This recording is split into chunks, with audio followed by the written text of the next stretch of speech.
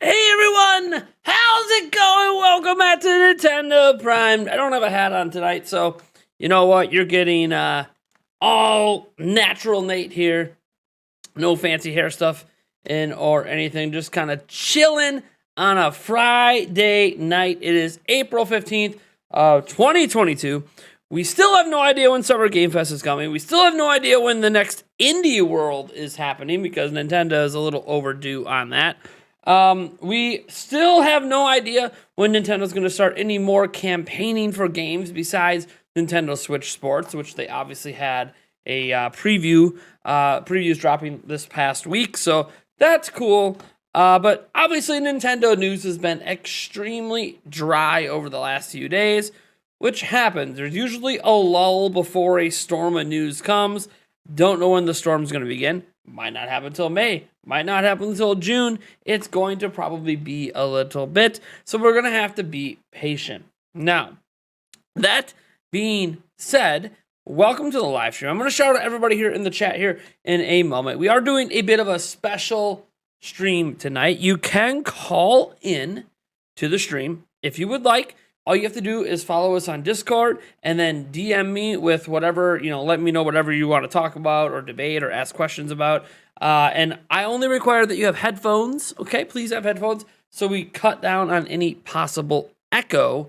And yeah, that should about do it for that. I really don't care how old you are. I really don't care about any of that. Obviously, if you're being inappropriate, I will just end the call and kick you out of the stream, because that would just be stupid to allow it to happen. Remember, we do not debate politics or religion or any of that kind of stuff, so if those are the kind of topics you're going to get into, we will just end the call, because that is not what this channel is for or what this channel is about. Now, a few other things I want to note. We are doing shots, as always, for our night streams, from Super Chats. You can also, with the Super Chat, request that I play Nintendo music.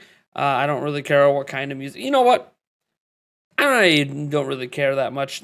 You can request any song you want. We'll take on the copyright claims and all that. It is what it is tonight. I kind of hate that copyright claims take away a lot of the fun during live streams. So whatever. Request whatever song you want. I'm not really going to care. That being said, there is another thing we're going to do tonight after we're done taking calls or whatever. Obviously, we have our normal Q&A. You guys don't have to call in to ask questions. You can do it right there in the chat. But one thing I'm going to be doing is using my audience to farm for ideas. What ideas are that? video ideas. During this dry period of news, it obviously would be nice if I had a giant list of ideas that we could possibly create content around. So instead of me being the only person who's just in a brainstorm by myself, I thought the best way to come up with a bunch of them, like 30 plus video ideas, would be, hey, let's actually like collaborate on this and figure out what the best ideas would be, especially during dry news periods. So yeah, that should be good. Now, did I dye my hair? No, I did not dye my hair. Nice try though, but no, this is not dyed. This is my natural hair color. Now there could be a lighting thing in here. As an example, we got some. You see this like purple light thing over here. We got like lighting that could be coming in and affecting the tint of my hair. So I wouldn't say that this is like what it actually looks like in person. This is just how the camera interprets it. As I get closer to the camera, some of that tint goes away. So, anyways. Let me shout out everyone who's here in the chat, and then we'll get this shindig going, huh? So we got Sweet Life of Dio Brando here. How's it going? Logan LeBlanc is here. S. Curry 22. Charles Trudell is here. We have a member and moderator here in Brian C. Did you get married today? What the hell are you doing at my stream, dude? I thought you just got married. I feel like the last thing you should be doing is watching my live streams. Welcome, White Umbrella. How's it going? We have another member here in E Primify. Let's see here. Kaylin is here. Scrolling down, we have another member here in Don Lewis. How's it going, buddy? We have Baby Chicken Wing is here. Sweet Life of Dio Brando is here. Scrolling down my list, we got Yanko Hines is here. Joycee J is here. How's it going? Christopher Colazo, Javier Nunez, Amity Wolf. Let's see here. Scrolling down, Quacky Chan is here. How's it going? Yalonk 86. S Curry 22. I see some questions in already, guys. Wait until I ask for them because I'm not going to go over them right now. Nintendo Friends Forever, Avengers Assemble. How's it going, guys? Let's see here. Cindy Esses and Joshua Rivera. Another couple members are here. Welcome, guys. I think that's it. I think that's everyone at least who said something in the chat. All right. So, remember, if you want to call in, all you got to do is join our Discord server so you can DM me. It's a lot easier than me being like, oh, hey, let's exchange our little Discord friend names and all. Join the Discord server. It's a public Discord server. If you want to leave after the call, you can leave. It's not like there's any pressure for you to stay on my server, but it's a quick click a link and join. Logan LeBlanc says, Logan LeBlanc, yeah, you can call him, buddy. All you have to do is DM me on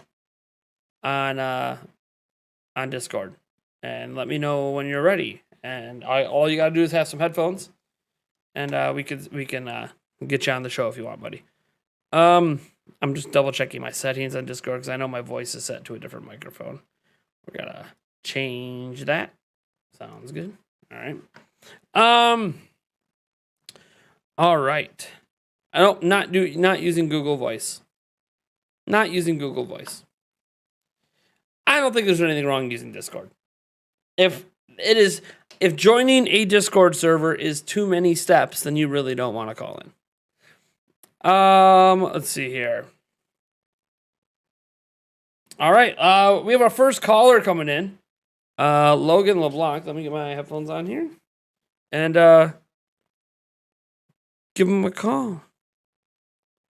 Well, hold on. We have a super chat first here from Yalonk86 for the $5.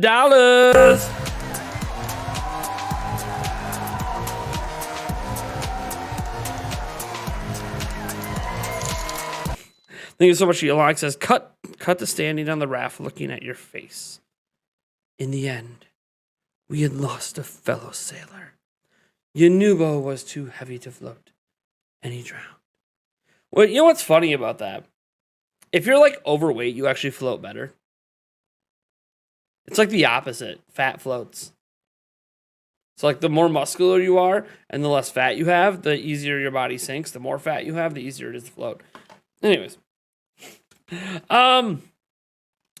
Let's get this call started with Logan.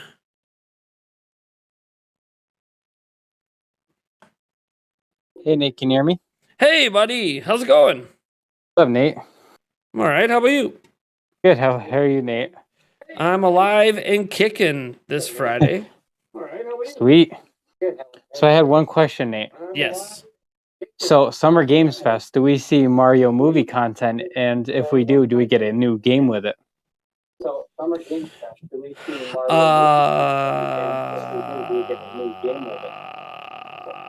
No. No? I don't think we're seeing the Mario movie at Summer Game Fest in general. So without that, we're obviously not going to get a new game announcement. Now, I personally don't think Nintendo's announcing a new Mario game this year anyways, but that's obviously my personal opinion. I don't think they're going to show off the movie till closer to September. Yeah. I mean, we already know when it's coming out in theaters, so they're not really in a rush. Yeah. All right, well, thanks for taking my call, Nate. Yeah, no problem. Thanks for calling in. All right, well, that was Logan LeBlanc. Thank you so much for calling in.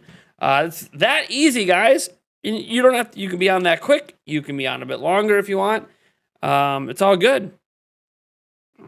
Nintendo Friends, Forever Avengers Assemble says, do you think Mario Odyssey 2 comes in 2022 with Mario and the Mario movie?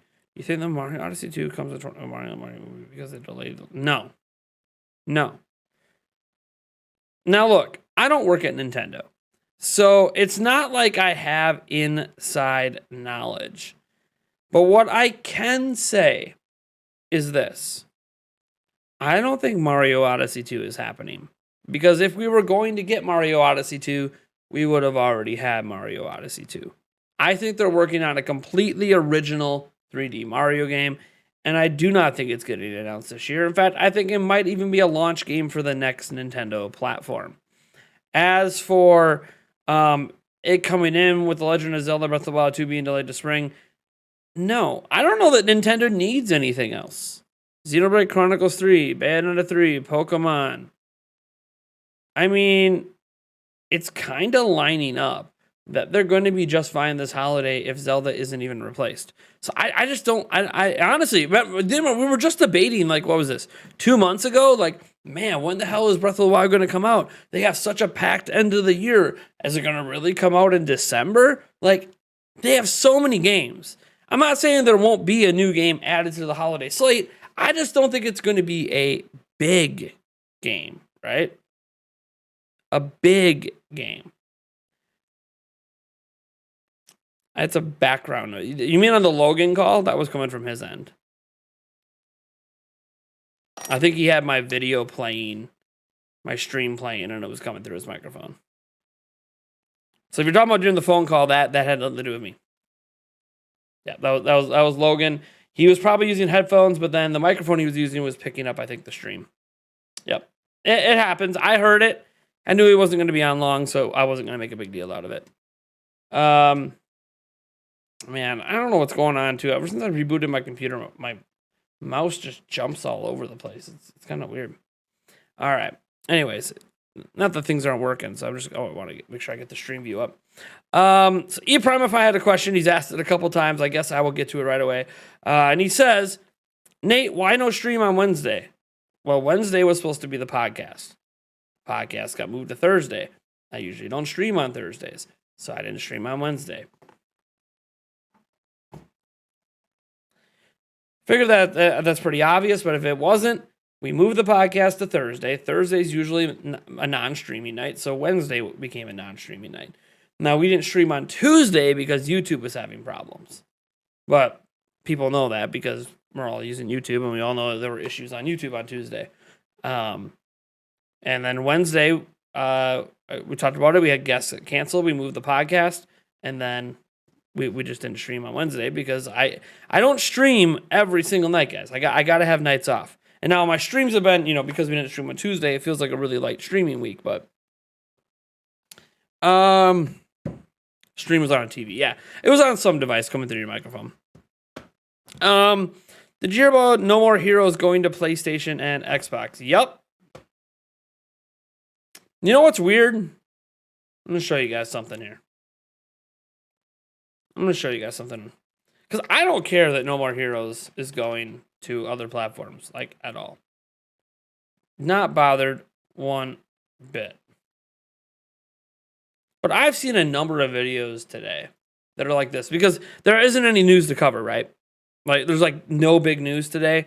So people are, a lot of Nintendo creators are grasping for, hey, you know what, news-wise, what the hell can we talk about? Well, this is a story. Let's make a big deal out of it. So then I see stuff like this, and I got to change that text. And it makes me wonder.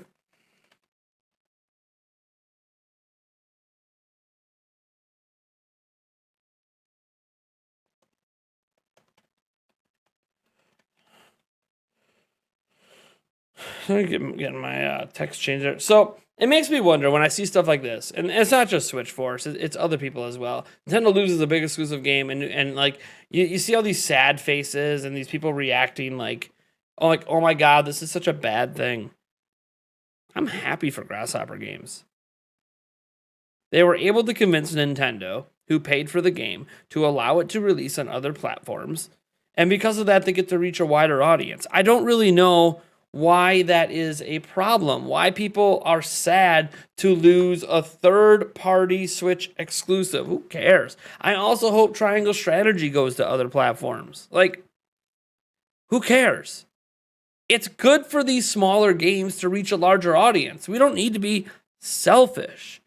Look, if you wanted to play No More Heroes 3 on Switch already, you could have already played it for quite some time. So why get angry that other people will get to play it now? Like, I don't understand why people get upset about it. And I'm not saying the person who asked about that question, Javier, that you're upset about it. But I've seen a number of YouTubers and Nintendo fans upset about this today. And I'm like, why? Good for them. Were you upset when we got Ori and Cuphead too?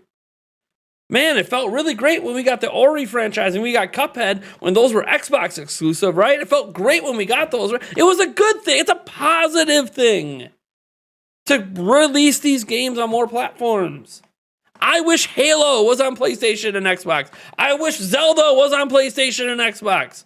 I wish The Last of Us was on Xbox and Nintendo. Like, console exclusivity isn't actually good for most gamers. Look, if Breath of the Wild wants to head to PC, if they want to make an official PC release 5 years later, why do I care?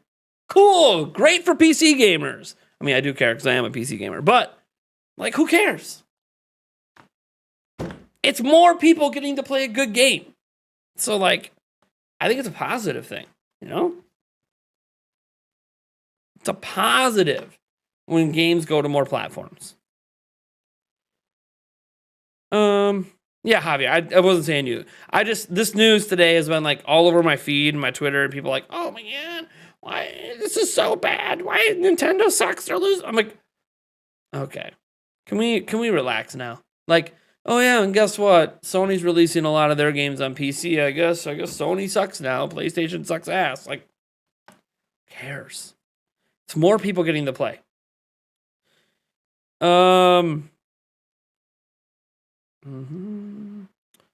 Let's see here. We got a $5. Oh, I didn't do. By the way, this isn't for you, Nintendo Academy. I see the NS in there. I owe a shot for somebody earlier, so don't worry.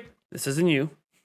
But Nintendo Academy for $5 says no shot. Halo for Nintendo Switch confirmed. In this case, let's be honest. Console exclusivity is what's keeping Nintendo alive. I disagree with that as well. Now let me explain. I have a reason for this. But first,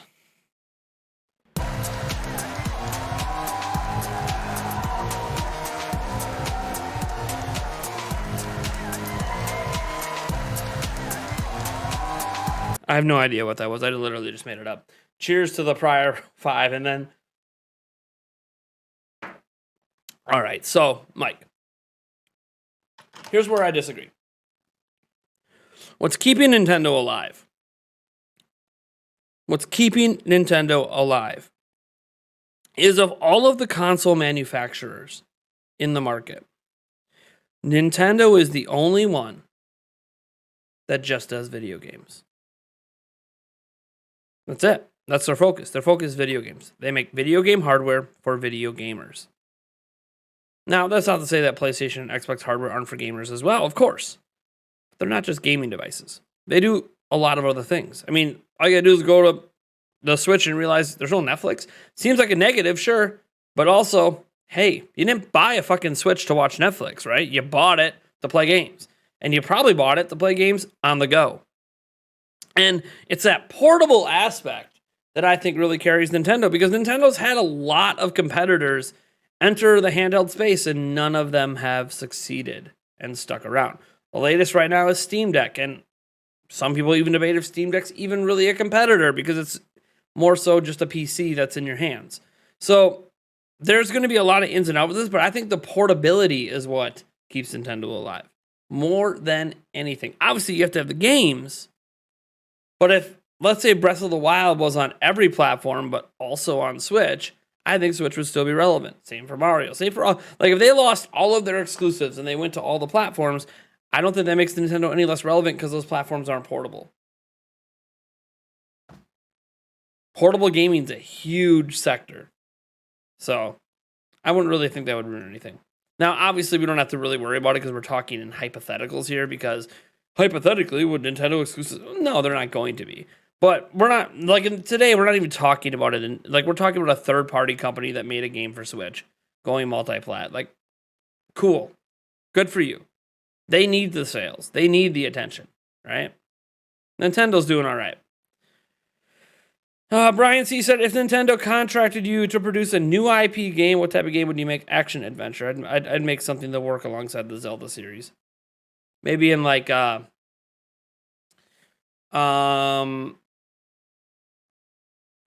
maybe like a futuristic world or something. I don't know. Maybe like high fantasy with a heavy focus on magic, because Zelda doesn't really focus on that as much. I think that would be really cool. We have another $5 super chat popping in. How's it going? Thank you so much.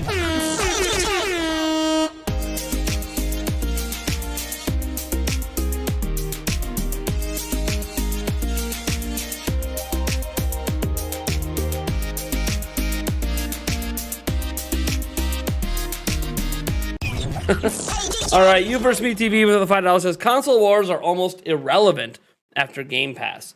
Switch only really matters as Microsoft and Sony are releasing big things on PC.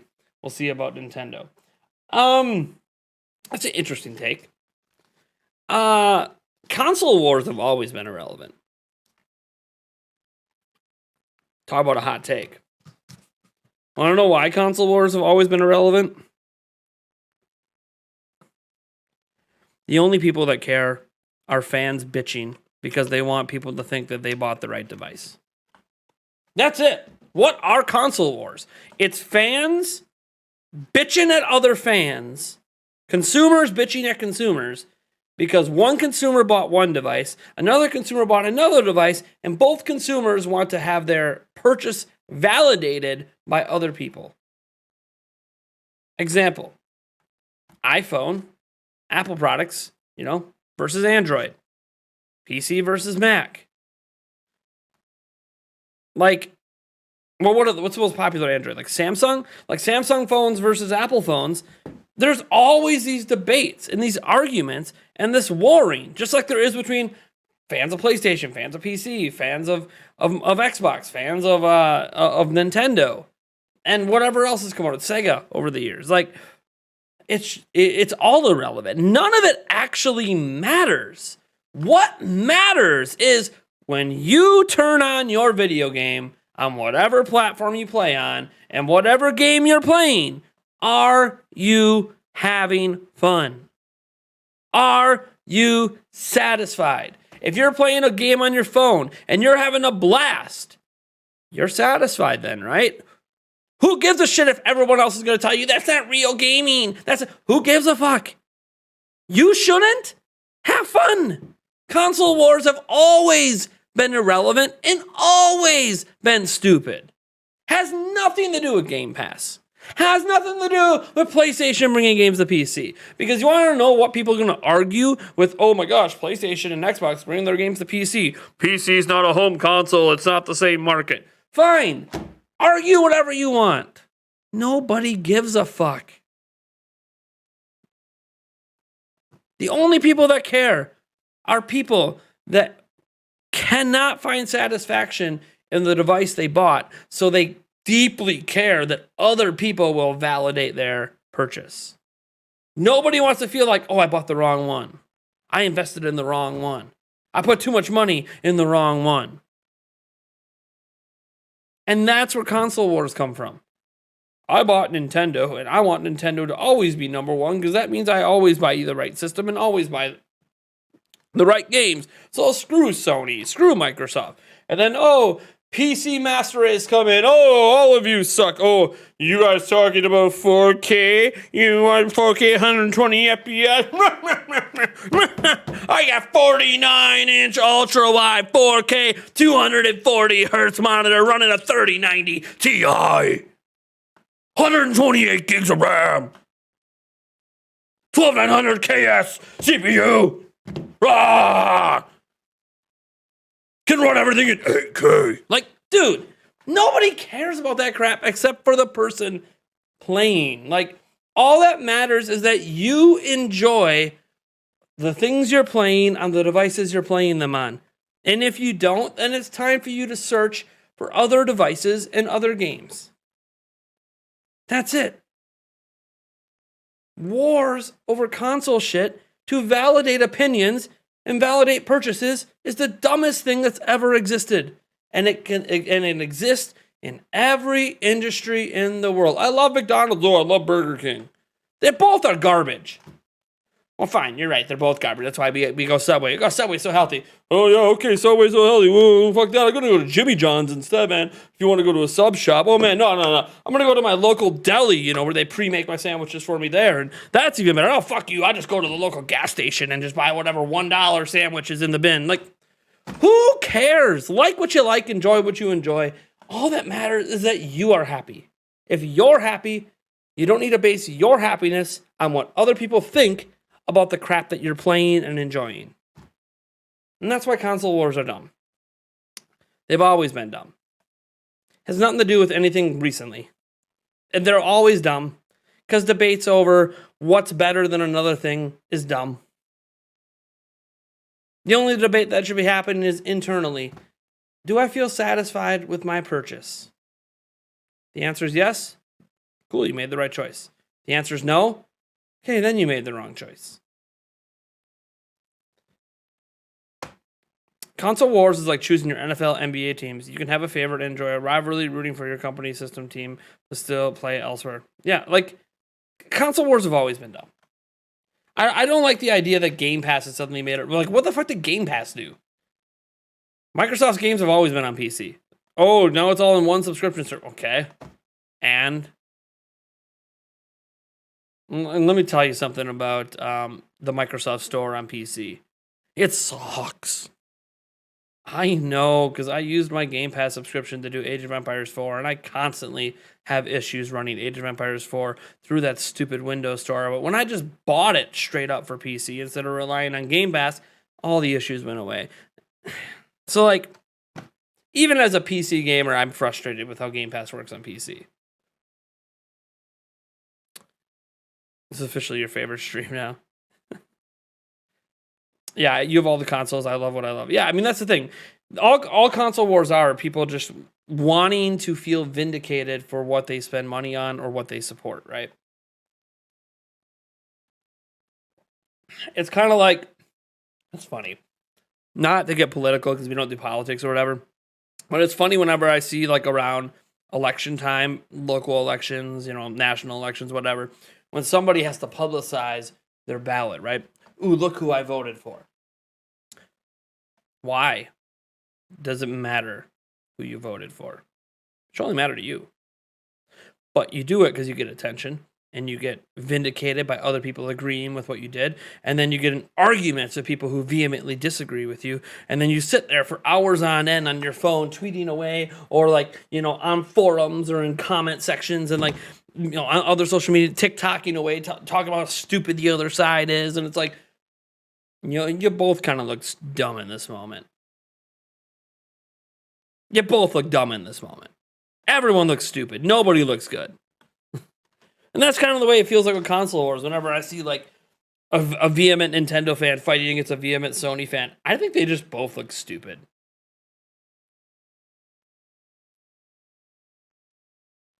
And it's weird too, because like obviously I have an affinity for Nintendo and I enjoy Nintendo products a lot. So I get branded a Nintendo fanboy all the time, which is totally fine if you want to call me one. But it's like, but I'm not even close to that fanatic about Nintendo. I might criticize them more than the people that don't like Nintendo. It's just, in spite of those criticisms, I still really enjoy the games. I'm excited No More Heroes is coming to PS5 next month, Series X. I mean, yeah, good for them. I hope it does well. I sincerely hope it does well for them. It's a good game, deserves more sales. Let's see here. Remember, guys, you can call into the show if you want. I'm gonna go check my Discord. I haven't checked it in a hot moment. We might have someone waiting to call in that I wasn't noticing. My mouse needs to stop acting all funky. Won't you take me to Funky Town? Really? I wonder if it's doing it because I'm in wireless. Do I have a wireless interference in here right now? I wonder if that's what's going on, is some wireless interference. Oh, I do have someone trying to call him.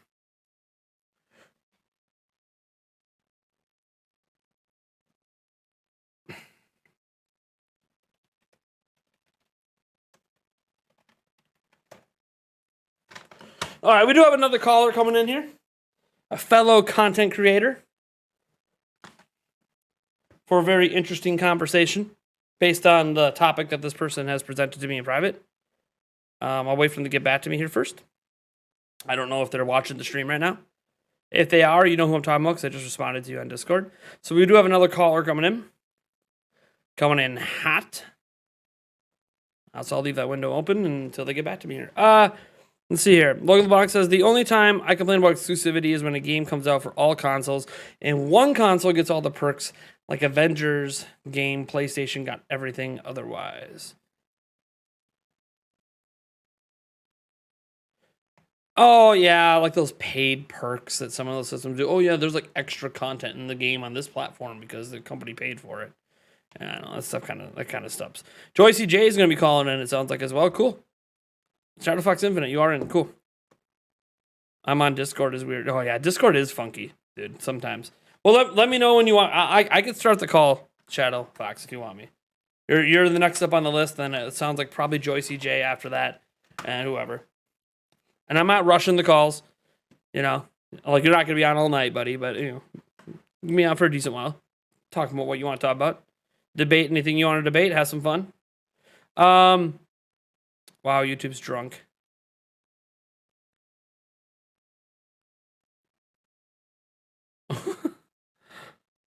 Is YouTube, like, lagging out?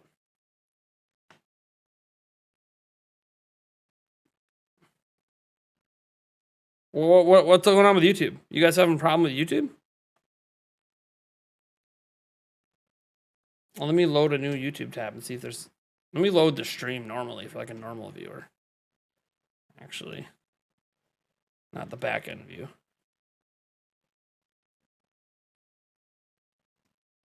YouTube looks like it's working normally to me.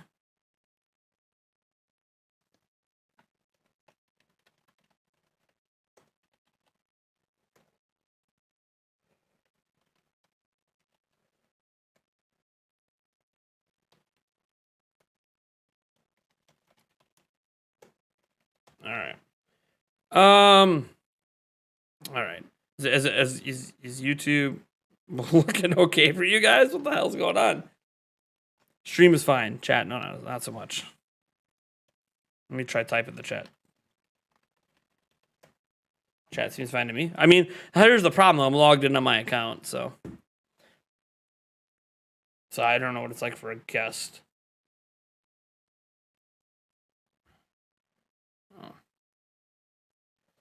Let's see here. Bunch of questions coming in. What's up, Mojo Horizon? How's it going? Oh, I gotta update our member count. That member count's not up to date. Might as well do that right now while we're waiting to see.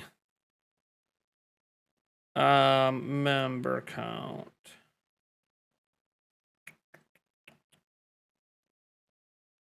There we go. Yeah, we haven't been streaming lately, so there we go. All right. Well, I'll leave the member count alone for now. I'll update it later. We're at 156 instead of 161.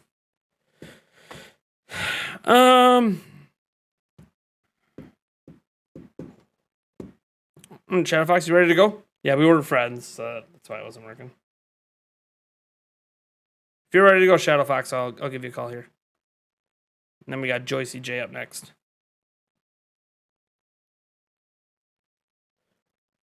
All right, cool. All right, we're gonna get Shadowfox on. Shadowfox Infinite, fellow content creator. You can go check out their YouTube channel. Just type in Shadowfox Infinite into YouTube. Come on, mouse.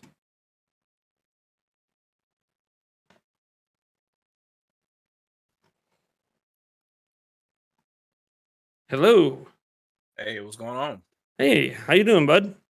I can't complain. Can't complain. Just same old here. So what do you want to talk about? You've probably seen my antics on Twitter for the past maybe week or so. It just seems to be that like you made the whole post inviting people on to hate about Nintendo Switch and whatnot, and it just seems that this stigma about Nintendo having weak hardware is still a thing. Mm-hmm. And my problem is the people that are saying it don't know what they're talking about. You can say it objectively, but Nintendo chose those specifications for a very, very certain reason. And the things that they're saying that are bad about the console aren't. Whoops. Sorry. You want to repeat that? I accidentally dipped out for a second. Oh yeah. So with regards to the spec reasons, people would just say, "Hey, look, well, these specs are weak because of this or that or whatever," but they don't understand that Nintendo chose those specifications for certain reasons. Mm-hmm. I hear all the time there's a current argument going today. Like I have people that are saying stupid stuff like the GTA 5 couldn't be ported to Wii U, just ignorant stuff like that. And I'm like, the Wii U was significantly stronger than a PS3, right?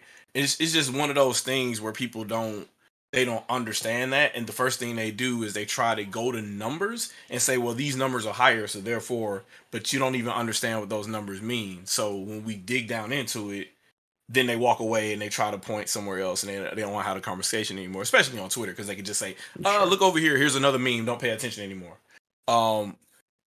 But if you really want to say these things, then actually talk about it and know what you're talking about before we go there. So one of the things they'll say is, oh, well, the Wii U CPU is weak, right? And you can't do insert thing here or there or whatever, right? Mm-hmm. Let's say, for the example, say GTA 5, right? One of the main things that is used heavily for, say, extra threads for the CPU on the PS3 for GTA 5 is sound. Why would you use that on the Wii U when the Wii U has its own custom DSP? So right then and there, you don't have to worry about those additional audio threads taking away CPU time. And when you start digging at things like that, then the argument starts peeling away, and they don't have the conversation to really, they can't use the talking points anymore. Yeah. It's an uninformed opinion. Yeah. Yep. I mean, say what you can just say, hey, those numbers are higher. That's fine. But what does that mean in the game, really? Mm-hmm. And when you start talking about actual development and how you're going to use said tools, there's a reason why Nintendo chose that CPU, because it's very reliable and it does what you expect it to do all the time. And also, it's a very short, a short programming pipeline as well. So while it may be lower clocked and be able to have lower IOPS, say, per clock or whatever, it has a shorter pipeline, so it can turn back around and do those same things in a shorter time frame. So something that would say take 14 stages on your average Core i5 or whatever CPU only takes 7 on that old processor. And especially if you know how to write your code and stage it in a certain way, you don't even need some of the SIMD instructions that a lot of other CPUs have. You can stage your floats or your floating point calculations in a way that are in order that will work well and faster on that CPU. A lot of the times, like you'll notice a lot of the conversations about Japanese developers and whatnot that had issues with the Wii U early on, they had to double back and change those conversations and say, oh, we didn't understand the Wii U CPU enough. We have to spend more time to be able to make this game work well. And you'll notice that, hey, you know, certain games like Orochi Warriors 3 Hyper was one of the worst looking games on Wii U. And then there were other games that came out later for that system. You know, one of the biggest examples is Xenoblade Chronicles X. And now you have a massive game world and 1 gigabyte of RAM, and that's still one of the largest game worlds to date. So, and then to go from that in 1 gig of RAM and then say GTA 5 isn't possible, that's a bit of a stretch. So, you know, it's all about what developers choose to do. Exactly. Do they have enough time to spend the time and money to develop on that system and then go from there? Developers bailed. Well, developers didn't bail. Publishers bailed. So developers had no choice but to leave as soon as Wii U was done. Crysis was available for this platform and it was pulled even though it was done already by EA. So this is, you know, when if we're talking about Wii U, of course, if it was possible on Wii U, of course, with a more modern technology and Switch, a lot of things are possible. Will you have to do it in 720p or 540p? Yes, but then don't say that it's impossible. If it was possible on Wii U with a completely different architecture, and now you have a more modern architecture, we got people saying that games like Elden Ring can't run at all on Switch. Man, stop. Like, just stop. It doesn't make any sense. Like I had to explain to somebody today, like, hey, you see, Need for Speed Most Wanted was the best looking game across for Wii U. The only version that was better than the Wii U version was the PC version. Mm-hmm. But also in the comparison, I showed them that game was also running just fine on PS Vita. Vita, if you compare the CPU for any of those consoles, Vita was the worst. But still, that game was available for Vita. So obviously, if you take the time and the ability to make stuff happen, it can happen on any set of hardware. We live in a day and age where the original Quake runs in a browser now. You can't say a modern game engine can't run on anything anymore. It's just not an excuse. So that's kind of what I wanted to make a testament with that. If y'all know me and y'all follow me on Twitter, you already know I say this stuff all the time. It's just, I feel like I'm yelling into a void and the ignorant people still talk over it and say, no, it's just too weak. It can't handle it, blah, blah, blah. And I'm like, no, these are, a platform is static. It's a system. It's there. Garbage in, garbage out, right? Mm-hmm. A Switch is going to do what a Switch is going to do all the time because it's only giving instructions and doing what you tell to do with it. The thing that changes is people. So if you're a programmer and you're developing for Switch, why are we not blaming the talent and the time that's being put on these games instead of the hardware? You wouldn't blame a car for how it turns going around the corner. You would blame the driver first if you see another driver doing better. Why would you then go blame the car? This only happens in the gaming industry. Only in the gaming industry does this happen. Not even in the computer science industry. You won't go over there and say, hey, this software can't happen because this hardware is bad. No, you just say you're really bad at programming. Only in the gaming industry is this a thing where we just automatically assume developers as a constant and the variable is the console. That's not a thing. Like, the console doesn't change specs once you start putting a certain game on. The developers choose what they do, because they have publishers that are on their back and they're saying you have this much time to make this project happen. And oh yeah, you know, the original project, it had 3.5 years and $7 million per month to make this happen. And on Switch, you got $2 million in 6 months. That's the thing, and they don't want to talk about that. They just say, oh well, it just didn't happen magically, so therefore it means it's the hardware. No, it's 2022. I would say, in the Switch's situation, this is 2017, and you're going to tell me that a modern game image A modern game engine isn't scalable. It doesn't make any sense. You can take an Unreal Engine 3 game and make it run on a phone all the way up into, the latest GPU that's out right now. So why can't you do the same thing for Unreal Engine 4 and higher? Yeah, it's interesting too because I got 2 points I can add. One, Unreal Engine 5 runs on Switch, and that's the latest and greatest. And then, Unreal Engine's infamously really scalable. But I also know, I can't name any names, but I know a developer that was working on Red Dead Redemption 2 for Switch. It was a real thing that had real development time at one point. And it was running. They had it running. Now, doesn't mean it was running well. And the publisher decided, based on how much we're going to have to invest to make this usable on Switch, compared to what they thought it would sell, they didn't think it was worth completing the project. But it just, to me, was like, yeah, I said this ages ago. My audience knows this. Any game can run on Switch. It's a matter of time investment and how much they're willing to sacrifice in certain elements to decide if the project's going to be worth the sales they project it's going to get. Exactly. Like Witcher 3, the worst version on Switch. Perfectly playable to everybody who has never played it anywhere else. They thought it was worthwhile porting it. So, yeah. The GTA 5 thing's interesting because I always see that one brought up a lot. I usually hear people argue with me that, okay, well, yeah, the original game was on 360 and PS3. Sure, that could be on Switch or Wii U, but they got rid of the online. The online's only on PS4 and up. And I'm like, yeah, that's where the audience is. Yeah. They didn't cut off online on the old platforms until people weren't playing it anymore. Exactly. So, but and that's another thing where if they release that version for Switch and Switch became the lead platform, then obviously they would have the online and whatever kind of to suit that audience once they notice that, hey, everybody's buying this because they want to play it anywhere or what have you.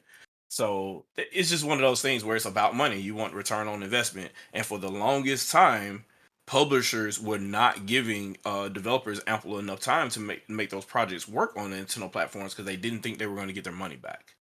And for the longest time, that was accurate all the way up until Wii was successful. I want to say about the second or third year of Wii, when it was obvious at that point, hey, let's go ahead. If you got to shoehorn it on the Wii, make it happen.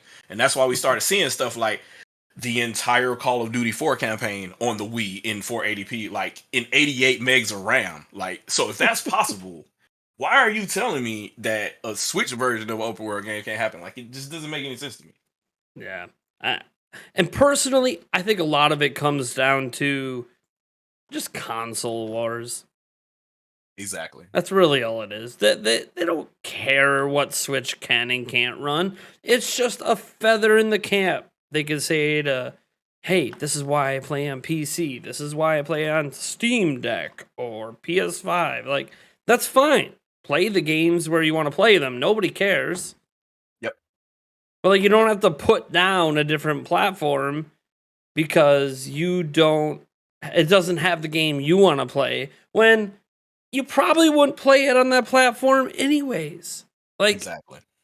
Okay, as an example, like Elden Ring, it could run on Switch. Is it going to run at a satisfactory rate to somebody who has a PS5? Probably not. So just play it on PS5. It's not going to be 4K. And you have to, the other thing too is your complaints are hypocritical because the first thing you're going to say is, oh, well, Switch, if it's going to run it, it's only going to be 30 frames per second, blah, blah, blah. I'm like, well, you're playing Elden Ring in 4K, and therefore, since you're doing it, it's 30 frames per second also because there's concessions if you're going to play on those other platforms. It's funny how when you can pick and choose when you want 30 frames per second or not.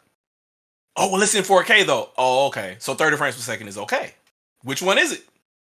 Yeah, it's like you're willing to sacrifice it for something. But then, like you mentioned, how about being portable? Is that worth the sacrifice? Oh, no, it's not. No. And there's, well, it's sub 1080p. Then the Steam Deck came out. Now sub 1080p is okay. Now we can play at 800p. Yeah, right. It's one of those things. It's so crazy to me how, like, what is the standard here? What are you you're just gonna move the goalposts if the end goal is you don't want to recommend a Nintendo platform to play third-party games on, just say that and be done with it. Mm-hmm. You come up with all these excuses, and then other things come out or other things come about that fly completely in the face of that, and you won't call that out. Like, Sure. If I don't want to play a game in sub 1080p, I'm never going to play a game on Steam Deck. I'm not that type of guy, but if that was my standard, I would look at Steam Deck and be like, yuck. I never want to play, you know what I mean? That would be my thing. I don't want to sacrifice, even if it means I could play anywhere. I don't want to compromise my 1080p or nothing experience. That would be my standard. You can't pick and choose when you want to do that. Oh, well, Nintendo's doing it, so now I'm going to hate on it. But then as soon as it's not just Nintendo doing it, I can make concessions now. Well, it can play other AAA games that I like, so therefore, no, like keep your standards a buck all the time. So yeah, that's just the majority of it. We see these kind of guys all the time, and with me being a PC gamer as well, I remember the times where PC ports were bad for a very long time. Still are in some cases. You get console versions of games, and then the PC version will finally come out, and it's horrible. It would take fans to make edits to the batch scripts for the game to make it better. They're editing DLL files to make the Windows version of the game run better. It was so bad for so long. I want to say probably the majority of the 7th generation. It was pretty bad for PC games. It just happened with Elden Ring, actually. Yeah. Elden Ring was bad. Cyberpunk was bad for everybody. I mean, but that was just to give an example with Elden Ring. I like PC gaming on my ultra wide 49-inch. Doesn't support it. Yep. But then if you edit the files, it does. So it's like It can support it. The developers just won't give it to you. So fans will fix it. So it sounds like if they code the game specifically for the hardware you have, it'll run good. Gee! Who knew? Gee! Amazing, right? It's like I'm not. It's funny because I'm not mad at them if they don't support a 49-inch ultra wide. Do you know how many people rock a 49-inch ultra wide? Not that many. It's not a very common resolution. Not at all. But yeah, that was the majority of kind of my takes here, and I see a couple of my followers in your chat. But you know, it's the same. I guess we run in the same circles, but it's just the same stuff that I see all the time regurgitated. And I guess the problem is they will never do what I'm doing right now and actually talk it out. Because anytime I'm like, well, I got the Discord open, or I got the Twitter Spaces open, they're like, I don't want to. Oh my, I don't want to give away my identity. Kind of like, bro, like you using the app right now. Like, just press the button. You don't even have to leave Twitter. Like, just press the button, go into Spaces, and talk. Yeah, they don't want to do it. So yeah, I find that a lot with a lot of people that don't want to defend their points properly. And the thing is, like, I'm cool if like people want a more powerful Switch. I would like a more powerful Switch. That's cool. No and it's coming at some point. Yeah, at some point we're getting either new gen or some mid gen upgrade. I don't really care. We're gonna get something. We always get new hardware. Like it's a given. The platform is 5 years old. Like it's funny when I see people like, well, now the Steam Deck's out. Steam Deck shows out trash Switches, and I'm like, well, dude, Steam Deck is made on technology that's like 5 years newer. Can we not act like Steam Deck was possible 5 years ago? That would be great. And even then, it's like it's still a miracle. I was talking to another guy today on Twitter, one of the guys I actually used to do podcasts with. We were talking about how it's still a miracle that Steam Deck doesn't burn your hand because they position the fan and the SoC directly in the middle, away from your hands. So when you're able to play, because it does get hot, that technology is still not meant to be ultra low power. So even though it's supposed to be like 11 to 35 watts or whatever, it still gets extremely hot because RDNA 2 is not meant for that type of application. So you take all the shaders out and make it as small as possible, it's still going to generate heat like it was in a giant GPU. So just talking about how you have to have it's so wide so the hand grips for the Steam Deck are far away so you don't feel the heat that's just another. It was by design. I don't want to call it.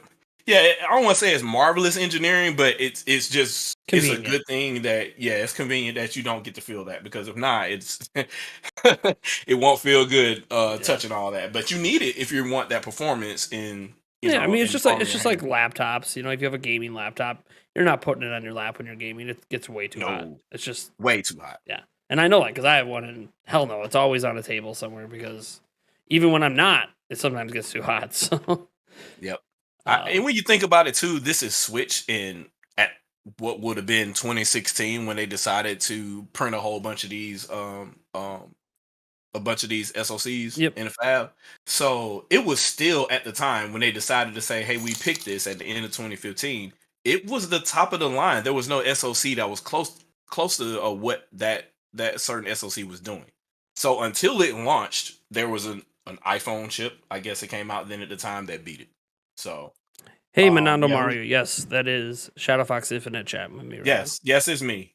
Yep. And I called you out, Mario, because I know you follow me as well. So yes, I am on here right now being a complete how can I say this fan killer, because I know a lot of people come in, they all have this. Even Nintendo fans have this, oh well, it obviously it can't run. And I'm like, as a Nintendo fan, you shouldn't be that way, because you knew what Nintendo did with GameCube was exactly what it needed to be. They knew they needed 9 megabytes per second for frame buffer, so they did way more than that. They did overkill just for that. And if you look at how the system is designed for Wii U and Switch, they're overkill for what they're trying to do either. Switch isn't trying to do 4K. It's doing 1080p, sometimes docked. Undocked is doing 720p and lower, depending on how much battery life they want to give you, because they have to deal with that too. The more TDP the SoC uses, the less battery life you have. So, and a lot of third-party developers, they don't even deal with the dock version of the Switch. Like that mode, they don't even. It's just nothing but mobile for them. That's what they deal with. And then so you put it docked, and it looks exactly the same.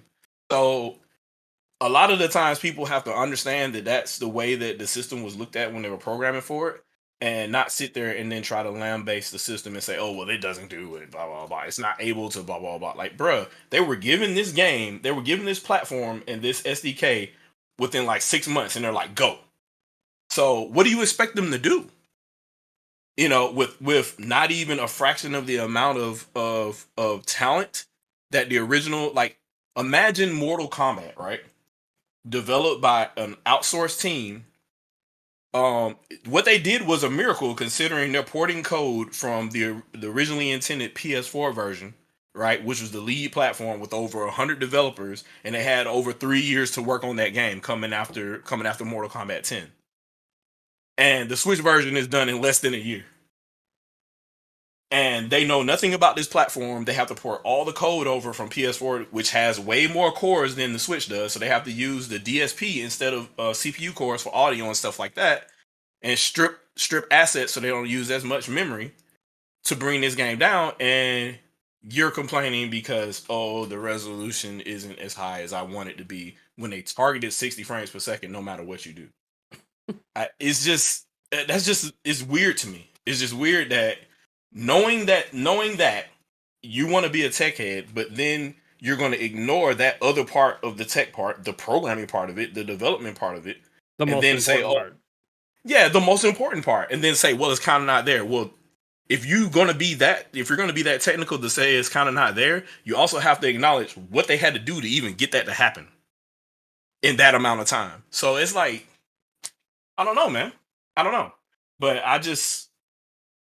that's kind of what I wanted to say. So I won't divulge and take over your entire stream, because I know you got other callers in. So Yeah, no, you're all good. I just wanted to speak and say my piece and whatever. I appreciate you having me on, and most definitely I'll try to do Shadowcast and have you on as well if you're available. Sure, yeah. You just gotta let me know when, and I'll see if it fits my schedule. Okay, not a problem. I appreciate you. Thank you, Nintendo Prime. Yeah, thanks for coming on, man. No problem. All right, well, that was Shadowfox Infinite.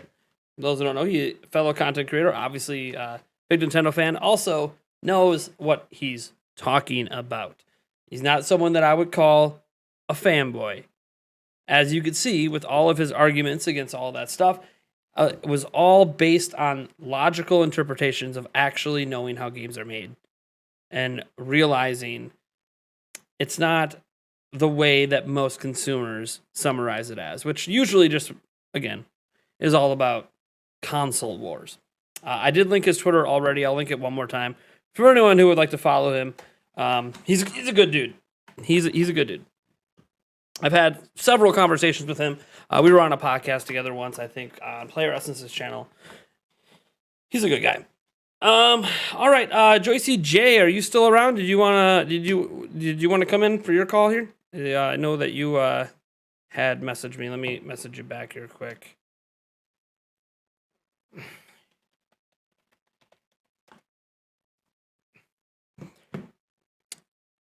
All right. I want to make sure I properly shout out Minato Mario. Thank you so much, by the way, for that. I don't know what currency that is. I think that's about $5 on here. But that NT currency, I'm not sure what that is. But thank you so much. I appreciate the support.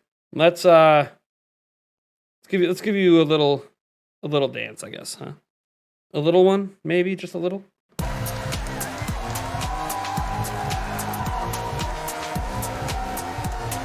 I said just a little one. Oh God. All right. Yep. I'll call you, Joycee J. Give me a second here. So we have another caller on. You guys see I kind of position my headphones a little weird. It's because I can hear my own voice back through them, and when I do that, I start slurring because it sounds all weird. Hey, it's so dumb. All right, let me start the call with Joycee J. Hello. Hello, Oh. can you hear me? Oh, can you hear me okay? Yep, I can hear you, Joycee. How's it going? It's going great. Thanks for having me on, Nate. I just wanted to sit around and talk about Zelda with somebody else Hell yeah. who loves it as you. Hell yeah. So- I barely ever get to sit around and talk about Zelda. Wait. I don't know about that, but so quick little history of me. I'm an old girl gamer. Back in the 1980s, that's right, 1980s. I was at my dad's house, and this gray box with this gold cartridge was just there, and I was like, "Ooh, what's this?" And that's kind of how me and Link became best friends before I even knew his name was Link. I was a little girl, and I would just spend hours in that game, just exploring, bombing everything. I still feel cringe when I think about all the dark nuts in certain dungeons crowding in a room, and you can't kill them all. All those different things. And as I grew up, I got to high school, and the people around me kind of convinced me that gaming was a kid's thing, and I needed to grow up and everything else. And I stopped playing for a very long time. Stopped playing games altogether for a very long time. And what got me back in, I was randomly watching TV, and it was for the Wii, and it was Twilight Princess. And I was like, dude, that's my best friend Link. What's he been up to? Bought a Wii that same day, bought Twilight Princess that same day. I've been going ever since. So it's just been my thing. My favorite game to this day, though, is still A Link to the Past. And I just, spoiler alert, excuse me, been talking all day. Spoiler alert for anyone who has not played Link to the Past, just like mute me for like a good 10 seconds here. But I'll never forget how it felt when I beat all 3 dungeons. I'm a little kid, and I'm like, yay, I beat the game. I beat Aghanim. And then, all of a sudden, it's like everything flips, and you now have this huge dark world to explore. And that has just been, I'll never forget that feeling of shock, surprise, and happiness, because it's like, oh, yay, more game. So that's what I feel about Zelda. It's just always been my favorite. It's me and Link has just been, we always go on this best adventure together. Since I've been older, I have really, really broadened my horizons. I was the one that said Splatoon was stupid and that's a corny looking game. Who the hell wants to play that? And I have now 3,000 hours in the game. Yeah. Mm-hmm.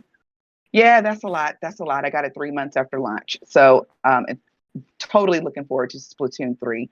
I'm a huge Bayonetta fan. I just love her whole vibe. But when it comes to Zelda, nothing replaces that same feeling that I get every time a new one comes out. So when it comes to Breath of the Wild 2, as much as I enjoyed the first one, there's some critiques I have, of course, but I understand that the whole point was exploration, and that's why there's a lot of spaces I feel that are very, very empty. But there's ruins, there's of course, a zillion Koroks. I just know that Nintendo better not put 900 and nothing in anything ever again. But billion Koroks, of course, and all this exploration. I love that they experimented with Divine Beast, and you meet all these interesting people. I love that. But for Breath of the Wild 2, I'm really, really hoping for that same kind of Link to the Past feeling, where you think it's over, but hell no, we haven't even really started. There's so much more game. There's so much more to explore. There's so much more story, so much more of everything. And one of the other things I wanted to say in the future, because unfortunately, Miyamoto-san, Aonuma-san, I never say Aonuma right. They are not going to be with us forever. So I'm looking, and I know they're giving more and more to the next generation of developers. And I'm really excited to see if we might get. You don't think so? I'm seeing you shaking your head. Oh. I'm watching you on mute. No, I was reading a text from my fiance. So Yulia said, "What's up?" Yeah. Anyway, I'm really interested She to decided see to if take the kids to work today, so she's regretting that decision. Yeah, see, that's why you need an auntie that ain't got no kids. My brother used to love to leave the kids with me, because I'm that auntie. Yeah. But I'm really excited to see if we might get that Ready Player One experience, or if we get maybe not too modern. But I really like the idea, and I like the fact that in Breath of the Wild, Aonuma said we're giving him a motorcycle. We're just gonna do it. I would love to see a badass Link one day. I hope I can say badass on here. A badass Link one day. Some kind of new modernized version of the green tunic or blue, whatever we're going with then. And instead of Fi being a sword, maybe she's a gun, or I don't know, something like that. The master sword gun, Magnum. I don't know.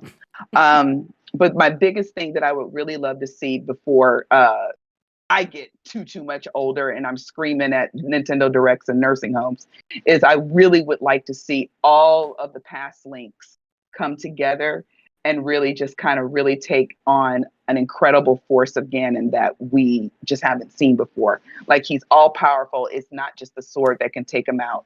It's like all the heroes got to come together and, kind of combine and really beat the hell out of this guy and say, we are sick of your shit, Ganon. And kind of close the door on that. I'm going to miss Ganon. He's my favorite villain. But I would kind of like to see the series grow a little bit more and see if we can kind of get out of this cycle a little bit. Just kind of expand a little bit more. I don't want Link to change. I don't want Zelda to change. I'm okay if Ganon changes his role a little bit. Maybe he's a sub boss or something different.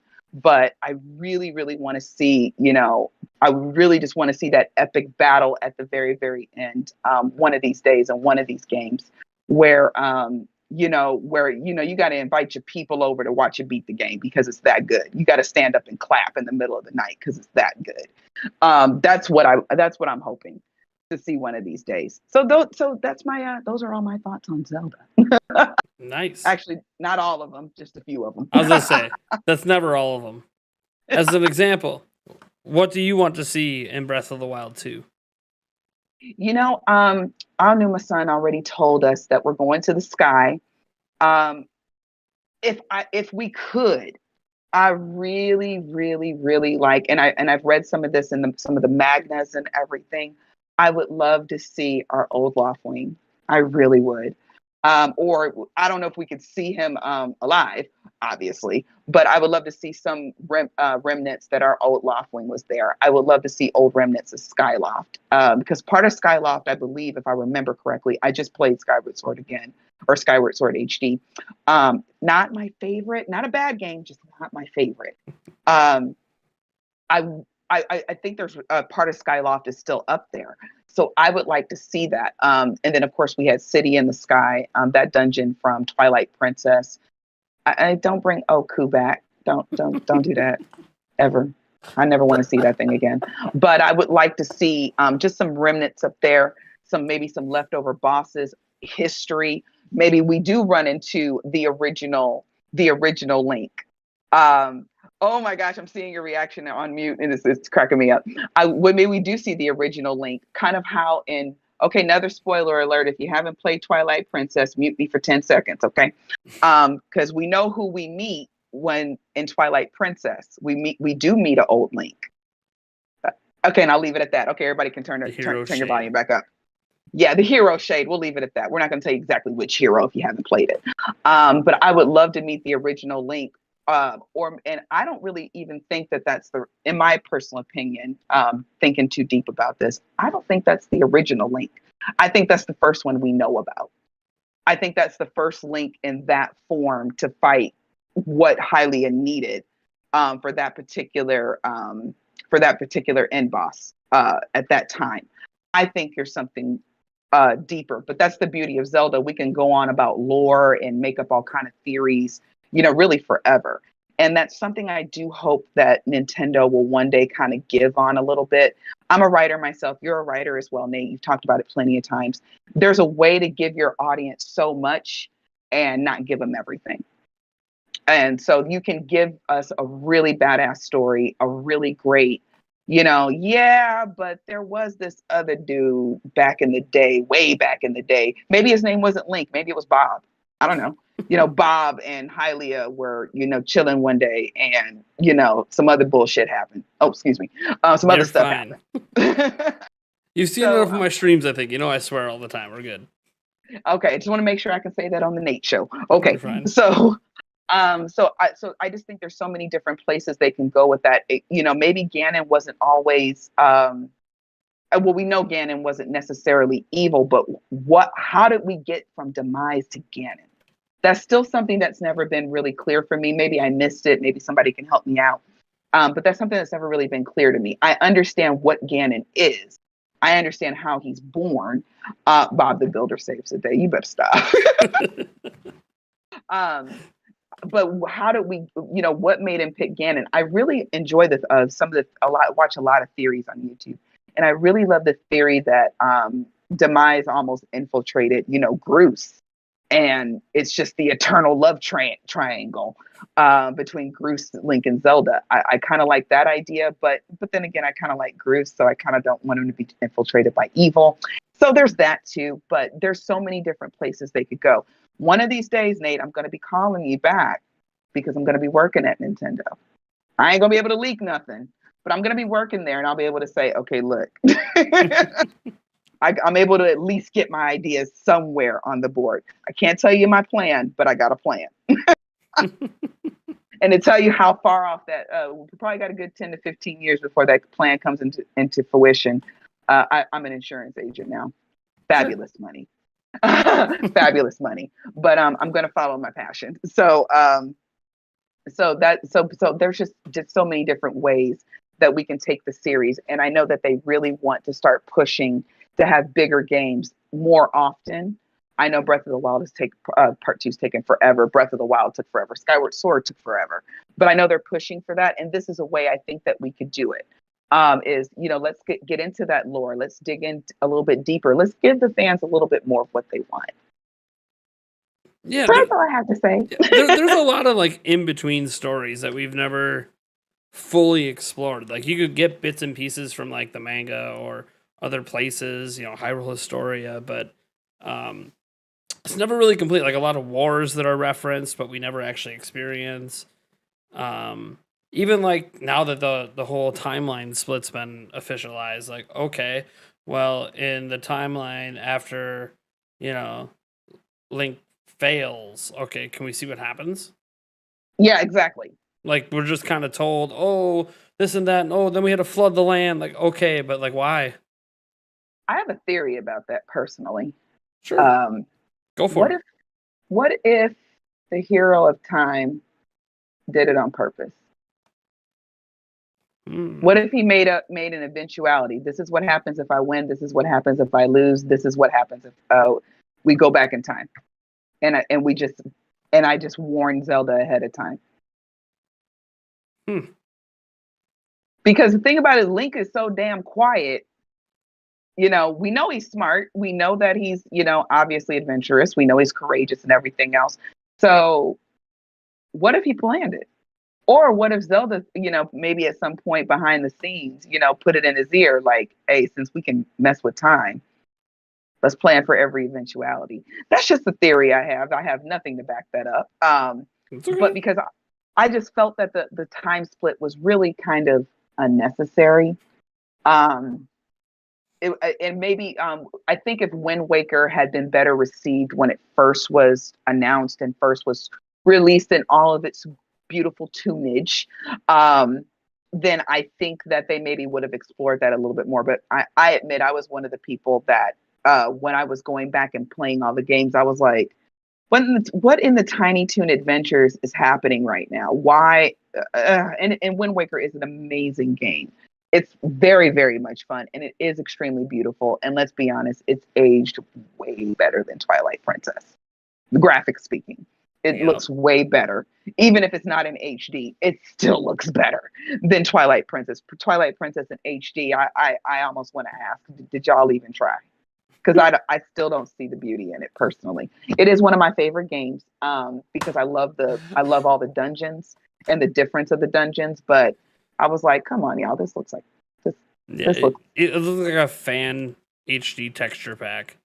Yes, it really does. And if a fan had done that, it would be beautiful. But Nintendo, y'all know better. I mean, I try to be fair because like the Wind Waker didn't, in my opinion, need a lot of work, and then it somehow got a lot of work. But that was by the Zelda team, whereas Twilight Princess was done by Tantalus out in Australia.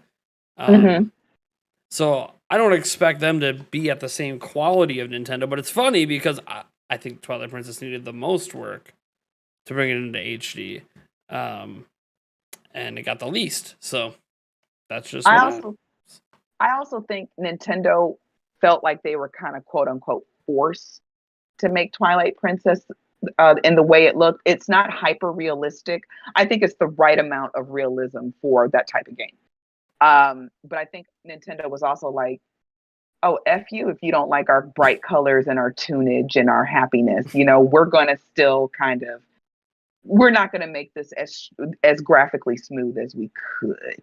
I really feel like somebody on the dev team said, we're just not going to let it age as pretty as we could. Because it had enough power to do that. The GameCube had enough power for that, and so did the Wii. And so did the HD. That's just my personal opinion. I've never heard anybody say that. Sure. But these, you know, I just love the game. It's always going to be my favorite. Like I said, I love Bayonetta. I've been playing the hell out of Triangle Strategy these last few weeks. I'm really looking forward to Bayonetta 3. I'm angry that Platinum's not telling us any more about it. I feel like they gave us a trailer just to shut us up for a while.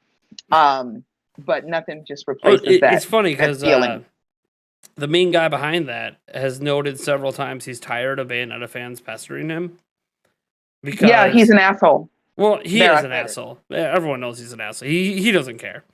But he stated quite plainly, I don't get to make this decision, so stop asking me. True. He said it's all Nintendo. When Nintendo wants to talk, we can talk. They're not letting us talk, so leave me alone. That is true. So a lot of it's, I guess, when Nintendo wants to market it, it's when they're going to market it. So, but I hear it is going well, and it should land this year as planned. So that's always good.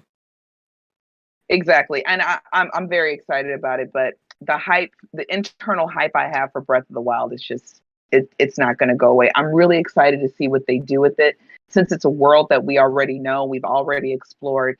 Yes, I was one of those crazy people that got all 900 Koroks. I didn't mean to. I just had to because Zelda, you know. And now that we've explored the world, I feel like they can put more things in it. If anybody who's played Link to the Past, you know, there's almost a secret like in every single corner of that map. There's some kind of secret. There's somebody to talk to. There's some heart piece. There's magic. There's something to find. And I kind of miss that sometimes, you know, that in Breath of the Wild, it's like, ooh, empty space. What's over here? Ooh, ruins. Okay, just 10 Koroks. Nothing fun over here. Oh, another Knight's Bow. Because I don't already have 30 of those. Okay. And also, this is a personal thing. I want them to bring Dark Nuts back because Dark Nuts and Twilight Princess, they can make them just a little bit more badass, and I'm ready for it. Because just like they did the Lionels, because Lionels were very, very scary to me in A Link to the Past, because it was like you couldn't beat them, and they felt unbeatable in Breath of the Wild until you learn their pattern. So I kind of want Dark Nuts to come back in a little bit more badass fashion. Have you ever played Zelda 2? The Adventure of Link? Mm-hmm. Dark Nuts It's not my favorite. Were harder than the final boss. Yeah, they were. And that I think what I hate on Zelda 2 a lot personally. It's because fine. It's not for everybody. It isn't for everybody, but now that I'm old now, I appreciate what Nintendo was trying to do. Like, let's branch out. They didn't know what they had. They were just trying to make a good game. And then they came back in full force with A Link to the Past, and I think they got their footing. So in Link's Adventures, in Zelda 2's defense, they tried. The enemies were good. They just were coming at you a little too early, and there was just a little too many things that didn't jive well. I didn't feel like it was as smooth as the first one, and the first one really wasn't that smooth. Sure. If you think about it. So yeah, and I see the chat's going crazy. I don't know what everybody's talking about. But no, there's I don't know what's going on. We have two of our regulars here that every time they say something, it repeats like 10 times. I don't know what's going on. It's weird. I see that happen a lot in YouTube lives, just across the board. I don't know what YouTube be doing. I really don't know. Yeah, I don't know. Beats me. So we're just trying to hide it. I don't want to ban them, so I don't know.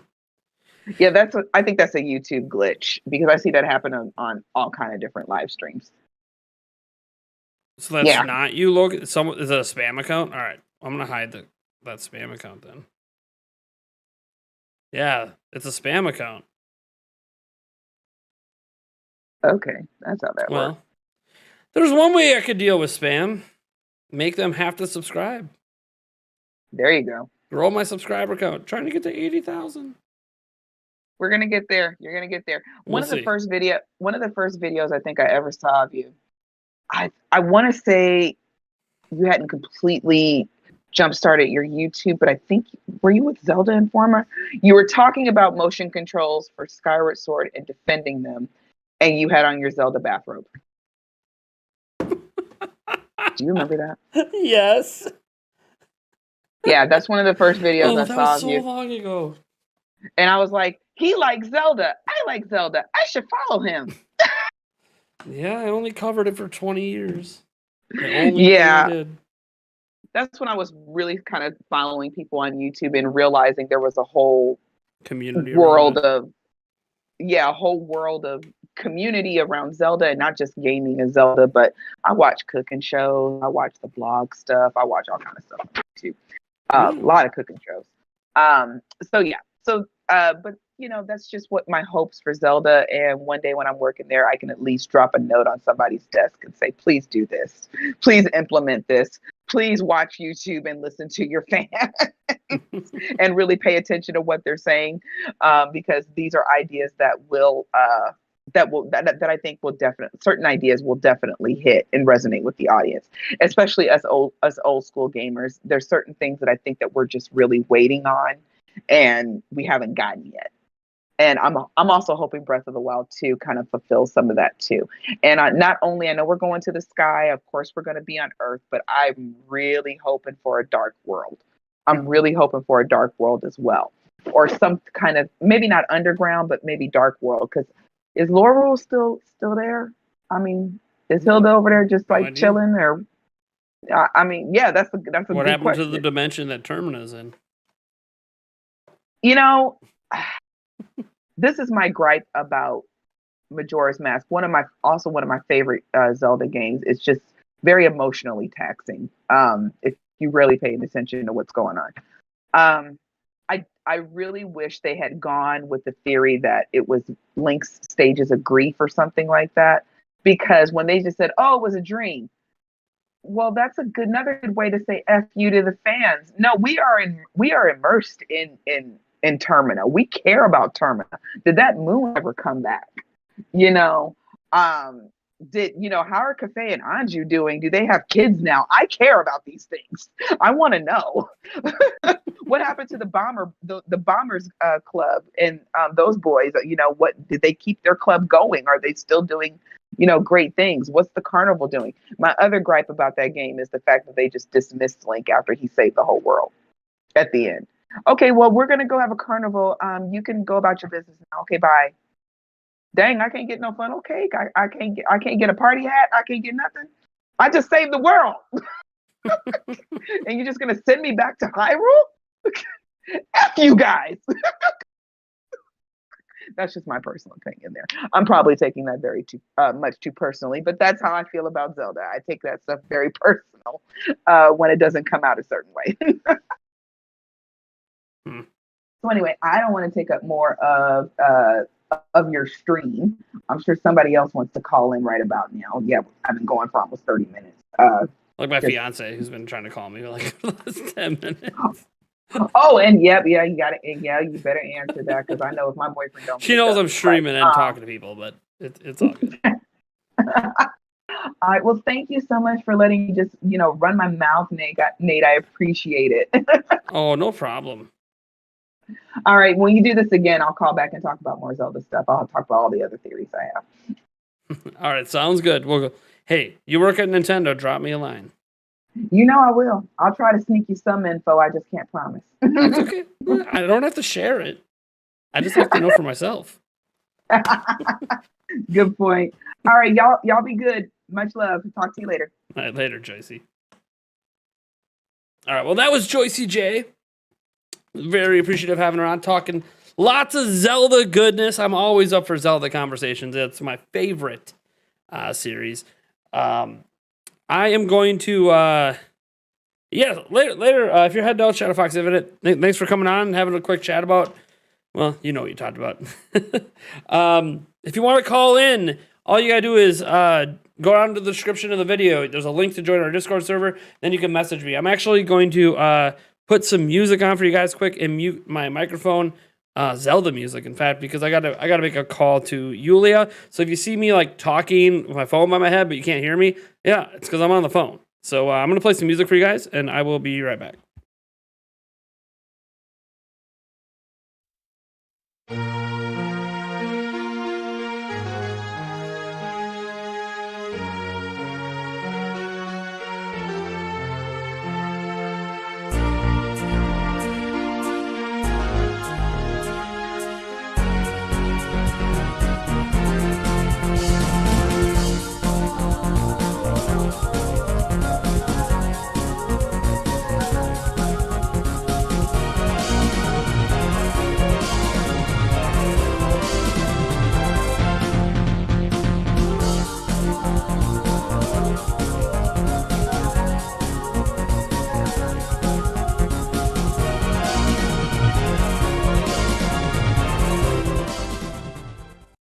Well, she didn't answer, so when she calls me back, I'll answer then.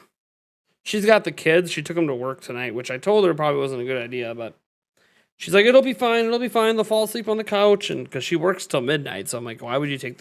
It's whatever. She wants to do what she wants to do. I think personally, she was trying to give me some time off from the kids because I have them all the time. But including most of today because she was sleeping from yesterday's work. All right. Make sure. Let me get this back up. Make sure everything's working. Okay, yeah, we're good. Do I ever play Labo VR Breath of the Wild? I tried it out. I put my Labo VR thing away. Oh my god, this person.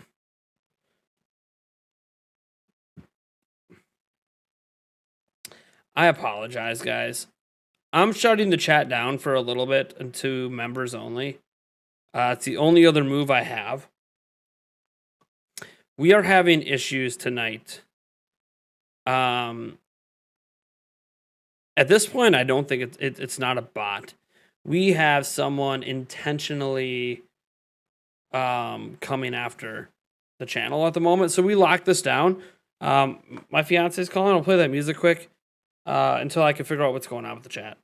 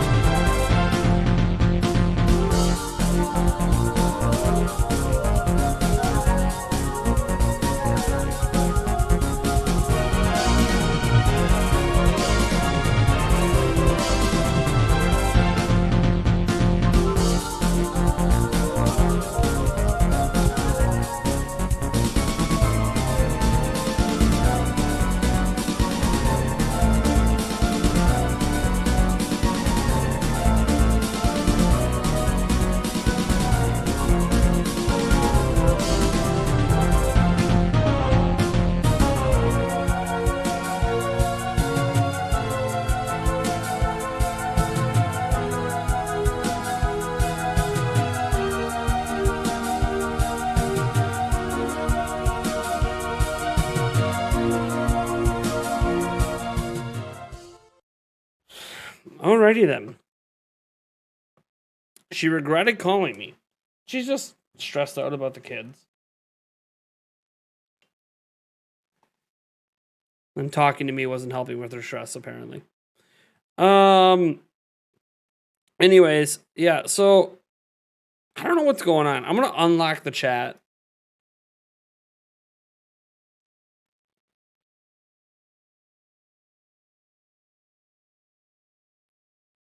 I'm gonna put it back to subscriber mode and hopefully the spam stops. I don't know. We're obviously being targeted. We obviously have somebody targeting our live stream right now.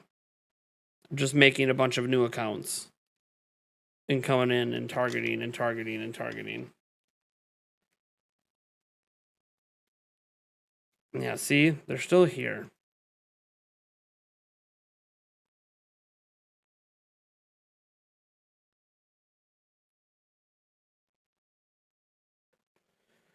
Yeah, it's just so... Can I... I'm going to report this stuff to YouTube as well.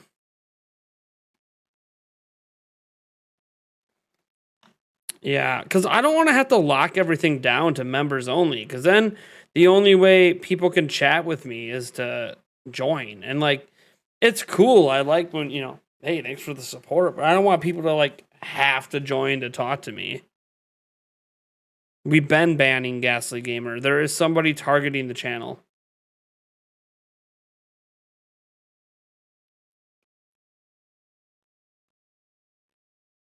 We have someone targeting the channel. It's a individual who is remaking accounts of our regulars. And now coming in with different accounts. And just doing crazy stuff. This is insane. I mean, the only thing I can do, guys, is lock it down to members.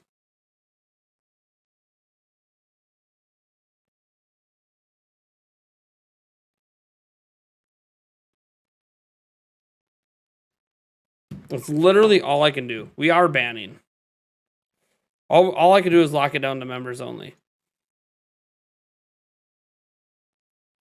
Like, I can't IP ban, so I can't stop this person from just coming back with unlimited accounts. Like, it's insane. And the only way you guys will be able to chat will be members only. So it's getting a little out of hand. If they come back again, I'll just have to lock it down to members only, and then you guys, sorry, you'll have to pay to chat, but it does make the stream not fun, because, like, you know, we're sitting there having this in-depth conversation about Zelda, and every time I glance at the chat, it's just spam, spam, spam. You know? No problem, Joycee. Yeah, I hope you really enjoyed it. I think we have another call coming in.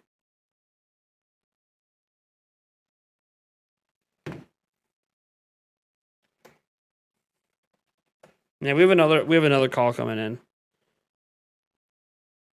For now, it looks like the spam has stopped for the moment. We'll see if the person doing it gets tired of making new accounts. If they come back and start spamming again, I'll have to lock the chat down to members only. Since Nintendo's always working on hardware, I feel like if they wait too long to really, they're back again.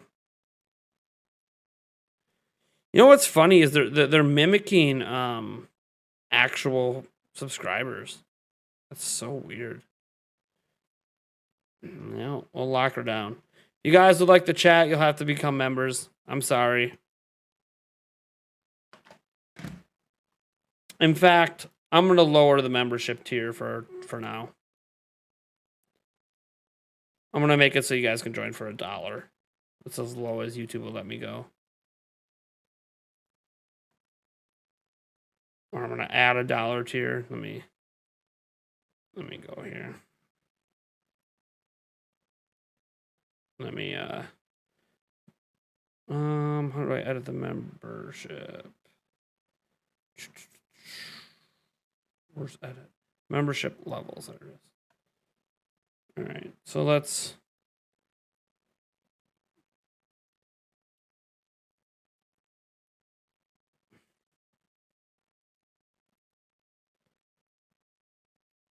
Oh man. I have to delete the level. Okay, well I don't want to delete the level. Hold on. What's the one that has the least amount of people in it? Come on. The $25 one, I think.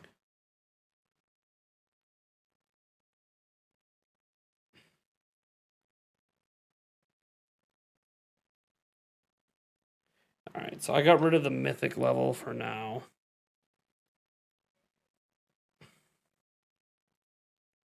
And we're going to add a 99-cent tier.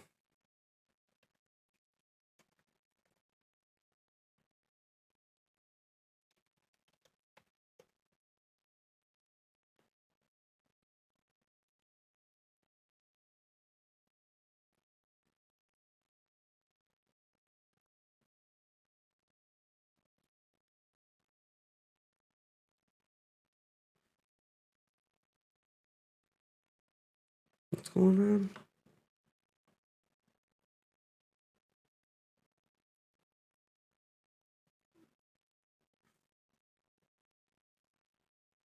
Oh, I'll delete that. Done.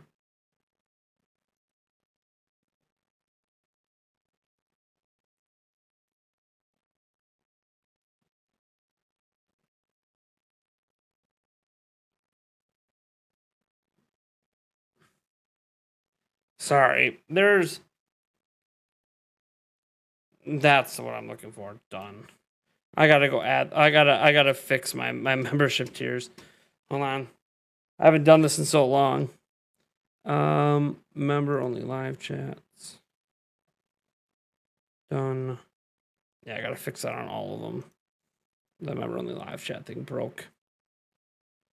Wait, I remember only live chats. Done. Legend.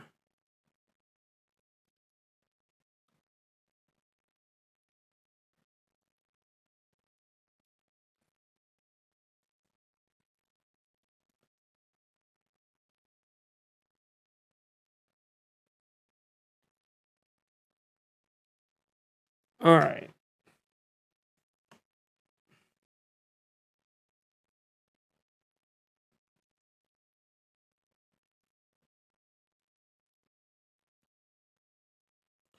I'm not so sure that this is going to work at the moment. So the membership levels are in review.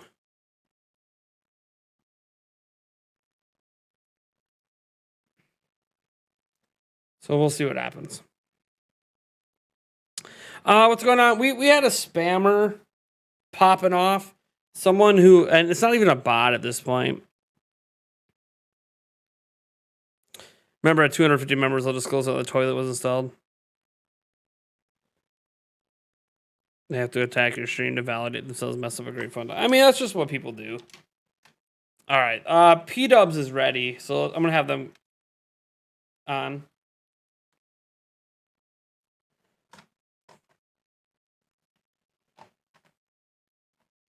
Maybe.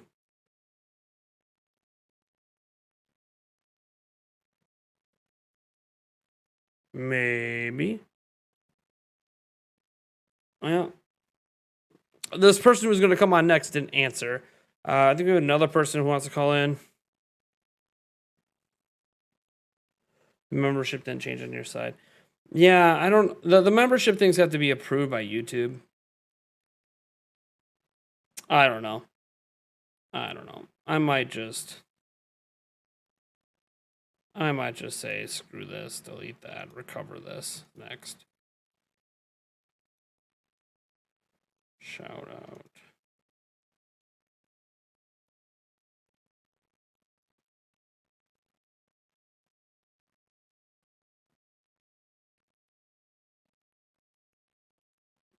All right. Yeah, I just canceled my changes because it was just. Yeah, I just canceled my changes to the membership tiers because it was dumb. So, yeah, if you guys still want to chat in the chat, you need to become a member for $3 and chat away. Sorry. I'm sorry. I guess this has become a members only thing. To see that Jesse got his computer, I have no idea. I've been so damn busy. I'm glad if he got it though. I'm glad he got it.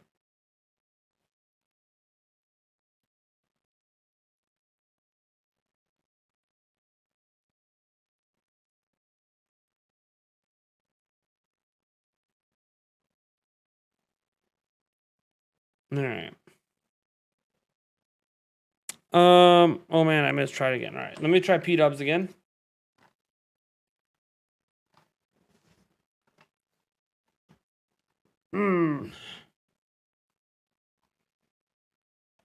Hello. Hey P-Dubs, how's it going? Good, you? I'm all right. What do you want to talk about? So yeah, I was thinking about that video you had recently about the Nintendo hardware, and I just kind of think about the way Nintendo does business, and I feel like a lot of people misunderstand. I mean, like they're like trying to do things a lot differently than like Sony and Microsoft, like selling it at a much different price point, and also selling it for a profit, unlike Sony and Microsoft. And I mean, I think about the way they go about things. They make a profit on their console when they're doing well, like with the Wii and the Switch. They obviously sell a lot of consoles, so they're making a lot of money on that.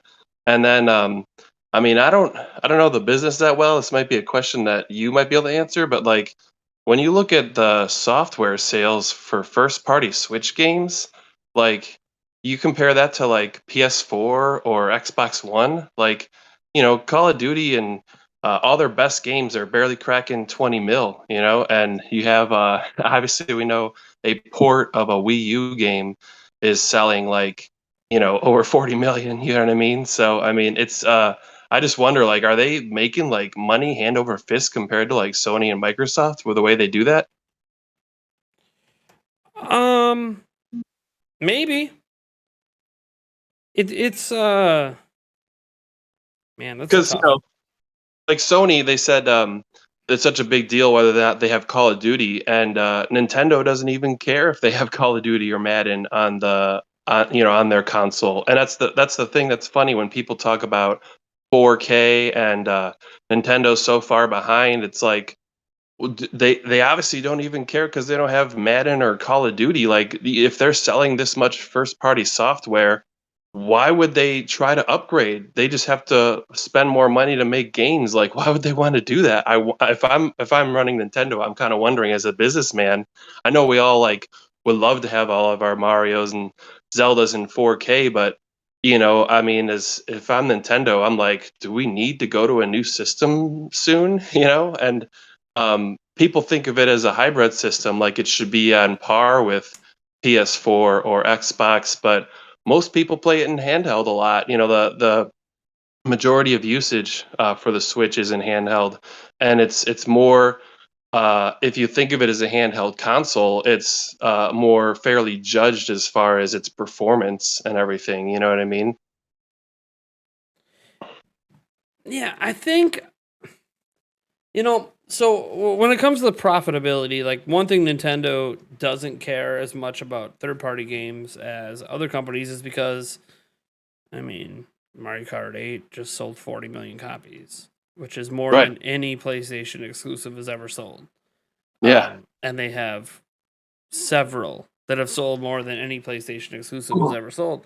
And they're able to sell, and like when we think about 40 million, that's 40 million at $59.99. They Yeah. don't drop prices. Right. So the profit and Mario Kart 8 was made for the Wii U. So their profit margins are insane. Right. But for like I just Sony, when Call of Duty sells 20 million on their platform, well, they get 30% of every sale. So that's a huge chunk of money they don't want to lose. Right. But like again, like the way Nintendo's doing business, again, like how they make profits on their consoles, I'm guessing must like offset the cost of making a console on par with Sony and Microsoft and selling Madden and Call of Duty and all the EA games. You know what I mean? I think it's just different because Nintendo used to do what the others do. Right. Back when the GameCube, I'd say, was the last time they tried. Like NES, N64, GameCube. They were, hey, it's the power game. It's the power game. We got to keep up with the power. Right. But they were losing that game. Yeah. And it wasn't that they were losing it because they were making less powerful hardware. They were losing market share. So Nintendo doesn't make the choices they do because they're worried about the third-party games. They make the choices they do because they feel if they have more hardware out there, that makes them more relevant and able to sell more of their own software. Right. But at the same time, it's funny because obviously they're not catching the big ones like I've said before, like Call of Duty and Madden, and even the third-party ports that they have, like the Skyrim and the Witcher 3, like those were like kind of just obviously they're not as good as the ones on PlayStation and Xbox, and they're kind of like, ooh, wow, look what the Switch can actually run. But when it comes down to it, like I think at the end of the day, those were like really cool at first when they did Doom and everything, but now it's kind of like, oh well, I'd rather just buy it on my PS4 or my my PS5 or something like that. Yeah, I think it's just different strategies. Nintendo likes to be on top of their sales, which is cool. They're not always on top. I've had Nintendo has a history of dropping the ball when they do get on top. Like for me, the biggest argument to release new hardware sooner rather than later is because Nintendo's history is milk a system till nobody cares about it anymore, then release a new system. Right. And that's never worked out for them.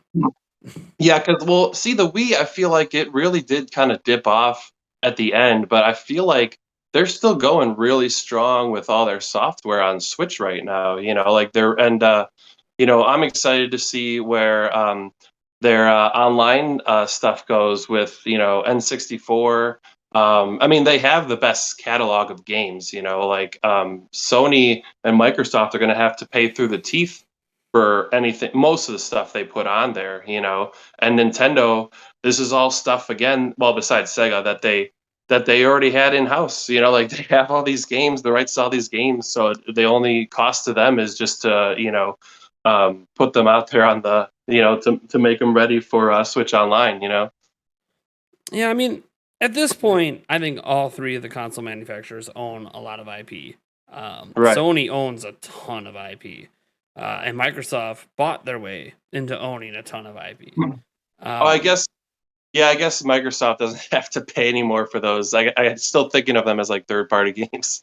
Yeah, as I say, Call of Duty's about to be first party starting next year. So, and that's not even including Bethesda and stuff. So Microsoft flexed, hey, we're one of the richest companies in the world. Let's just we've been trying to make our own game studios and we suck at it, so we'll just buy everyone. Right. And Sony been slowly doing that over the years, as well as buying IP rights like they have with Spider-Man and stuff. I think I don't really think that any of these companies are lacking IPs at this point. I think there's just different strategies. Like you have Microsoft going the subscription route strategy to deliver new games, which is fine. I like Game Pass. Not going to be for everyone. And then you have Sony who does basically big budget games and only big budget games. I mean, I guess Sackboy wasn't probably the biggest budget game, but a lot of games they put out there are really big budget, high-end AAA games that push the visual and gameplay mechanics to the max of what they're attempting to do. And that's fine. It's just those games take so long to make. A lot of them tend to come at the end of their generation, which ironically actually helps them. You brought up the example that, hey, Nintendo's got a bunch of games coming out right now. They don't need to worry about a new platform. Well, Sony would tell you that's exactly when you worry about a new platform. We always end our generations with our best games. And in the same year we have our best games come out, we drop our new platform. Right. Because Sony's strategy is get the new thing out when people can't get enough of you, rather than wait until people don't care about you anymore and then say, oh, now you should buy our new thing. Well, why? I already moved on to something else. Right. So Well, it's also, a different strategy, And Sony, to Sony's credit, every home console has sold over 100 million units, and Nintendo's only done it twice. Yeah, you're right. But I think if Nintendo does a Mario and a Zelda in the first year again, like whenever they drop a new console, they should be good, because that was the big part of the Wii U that was an issue, is that there was nothing coming out, So yeah, there was like a 9-month gap at one point, but technically it launched with the Mario, right. and launched with the Mario that tends to sell better. Yeah. So it was a really interesting time. Wii U, I think, had a whole bunch of problems. Right. Using the Wii branding at that point, after the Wii branding got dragged through the mud, that wasn't a good idea. Yeah. And plus, it made people think that tablet was just an accessory. Right. Didn't help that there was literally a thing called the Wii U Draw, which was a tablet from Ubisoft to draw for the Wii. But yeah, there was a whole bunch of issues with the Wii U that I think led to a lack of success. And yeah, Nintendo not properly supporting it, out the gate. That's what they learned with Switch, and that's why Switch had such a strong year. They could have released Switch in holiday of 2016, but they wanted to wait so they could have a really strong 9 months. Right. Yeah, and that was another thing that really supported the Switch is the 3DS was still going, so they still had some of their game makers working on that, and so they were porting over all these Wii U games, and I love people who have Wii U's, and that's great, but I never had one. I'm usually a generation behind with stuff, but I do have a Switch. I just try to buy things cheap, like I'll buy my Nintendo games for $30 unless it's like Zelda or something. But basically, I never bought a Wii U, and when all these Wii U ports were coming over, I'm just like, heck yeah, I never got to play those, and I don't plan on buying a Wii U now because of it, And so I mean, yeah, it was like, but I feel like those sales like really helped support their first party lineup, and to bolster those Switch sales with all those ports from the Wii U. I mean, it was crazy, And actually, I like I said, I usually kind of wait to buy video games pretty cheap. Like I'll hang out and wait till everything goes on sale. And basically I go. I'm looking at buying a new console, and I'm like, I might go for the Steam Deck, because almost every game is on Steam, obviously except for Nintendo. But all these old PlayStation and Microsoft exclusives are coming to Steam, and I'm like, I would love to play God of War, but I don't know if it's worth buying a PlayStation for me. And I'm like, maybe I'll buy a Steam Deck and wait till it goes on sale on Steam, and I'll pick that up too. Like if PlayStation and Microsoft put their exclusives on there like a year later, I'm down. But Microsoft does it day one. All right. No. Yeah. I mean, but Microsoft's a PC company in the first place, so that's why. Sony does it usually like a handful of years later. I mean, it's all personal preference and where you want to play and what you want to play and what you're willing to spend. There's no right or wrong answers for any of it. Yeah, I mean, to be honest, most games I wait until around Christmas, and I'll buy like 5 or 6 first-party Nintendo games from GameStop at like $26 a Yeah, piece. those or deals they 30 put out there. Yeah. Yeah, and then I pick them all up, and then I'll try to play them throughout the year. They've been on my list for a minute, but everybody's got a backlog a mile long, so it's not like I'm like sitting around not having anything to play, until these sales go on. Plus, But there's a I lot will, of free-to-play games out there now too. yeah. But I will buy like I said. Then I'm waiting for the next Zelda to come out because I'll buy that for 60. I mean, I think a lot of people are willing to buy that one for 60 at this point. Yeah. That's like the I know premier Nintendo game. Yeah, I know I'm weird because I don't like to pay full price, but I mean, That's not weird. A lot of people don't like to pay full price. Right. Like I always defend Nintendo charging full price because people keep buying it, so why wouldn't they? Right. All Exactly. the companies wish they could not lower price, but Right. yeah, it's an interesting. It's just interesting looking at everything and how people vary and how they purchase things. And there was a long time where I never bought games for myself. I just waited for people to buy them for me for Christmas and my birthday. Right. Yeah. Because I can't afford this, man. I'm living off ramen noodles. Come on. Nice. So one more thing I wanted to say about Breath of the Wild 2. I just cannot believe that this game that is, reusing assets, reusing part of Hyrule, that is reusing the same engine, like I cannot believe, even with pandemic, that it is taking this long. I was listening, I forgot which YouTuber it was, but he was like, I think that the pandemic cost them a year. I'm like, a year? Like, do you know how many hours that is? I mean, it might have cost them a few months, but I mean, for the pandemic. But again, they do this stuff on computers. I know they have to talk a lot, but like a whole year, like that just seems crazy, And so my theory is basically they were gonna have that, up Switch Pro coming out like when everybody said it was, but they didn't have enough chips, so they swerved. And I bet you that this game has been ready to go for a while, and I bet you they're already working on another Zelda. Like because it's been it's gonna be 6 years by the time this thing comes out. And it's just like that's longer than the original game, which they made for 2 platforms, and they completely invented Zelda. So they reused nothing from like the previous game. I mean, that's just nuts. Like to think that this game would take so long. I mean, I know Nintendo has that seal of quality. They don't like to release something every year like Call of Duty, but like seriously, 6 years for a game with reusing all of that, that's just crazy. So what happens if this game is 3 times the size of the last one? I know, right? Well, that's what I'm saying. Either there's two things. Either one, they're making a game that is just chocked full of content like nothing we've ever seen, or they're already starting another Zelda. Like I mean, in my eyes, like I'm thinking like they probably had it finished and ready to go, and then the Switch Pro got delayed, so they're waiting.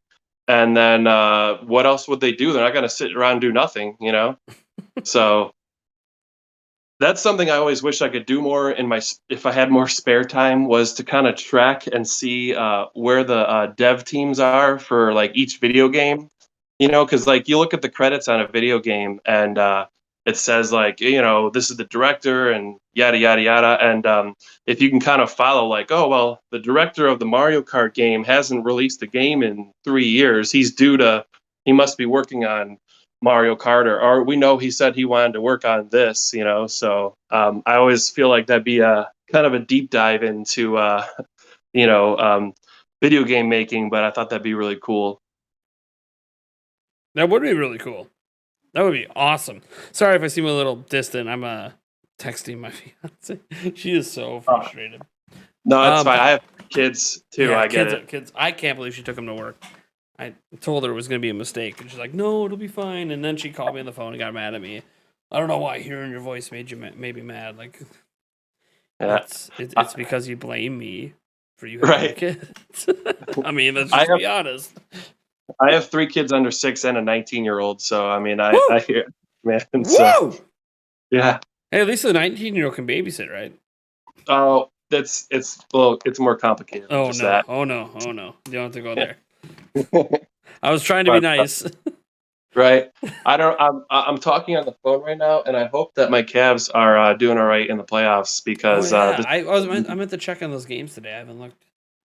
See who's getting we were like the belle of the ball in the middle of the season. Everybody's like, oh, the Cavs, and then they got a bunch of injuries to the key players, and now they like barely made the playoffs, and we'll see what happens today. I think they're losing. Yeah, they're down 5 with 2 minutes to go. Tight game. Yeah. So, but we will be there soon with the Bucks competing. I think next year, if not this year, we'll be. Jarrett Allen's playing. Yeah. Oh, I had him on my fantasy. I had him on my fantasy team, but of course he got hurt.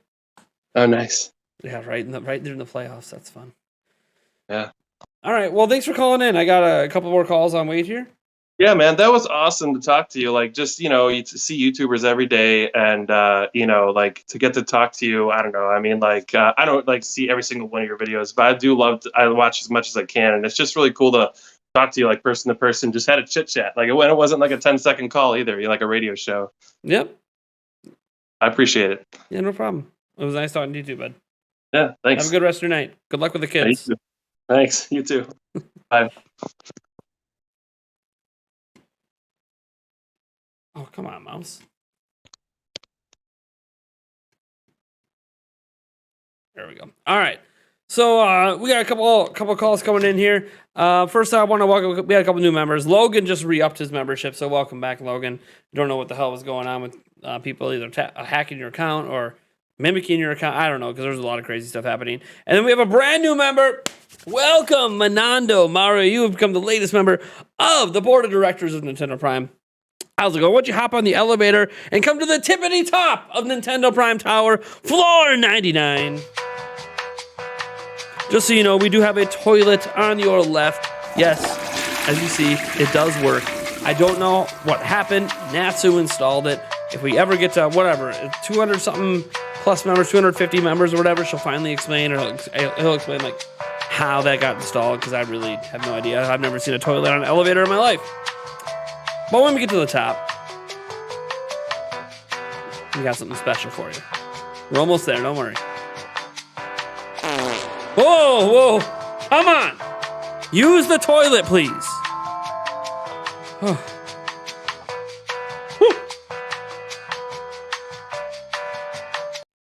All right, we're at the top. So, now that we have gone through the doors, straight ahead you'll see Gordon Ramsay. He's cooking up. He's back, baby. He's cooking up some omelets over there. We got some fresh fruit on your right. That's right. We finally got the budget to restock our fruit over here on the right, and brand new homemade mother-baked cookies on the left.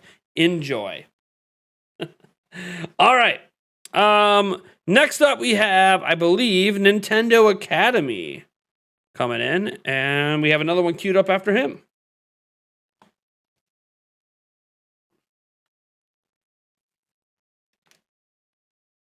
Hello. Oh no. Mike, did I catch you with your pants down? Put them back on. So he answered the call, guys, but he's not talking. He's probably got to get like, oh, I need my mic. I need this. I need that. That's why I said, I think I caught him with his pants down. Yeah, cookies. That's right. We've been restocking the snack bars around here. I really wish I knew what was going on with my main mouse. I bet you if I plug it in, it's going to be fine. All right, one second. Let me grab a cord for my mouse.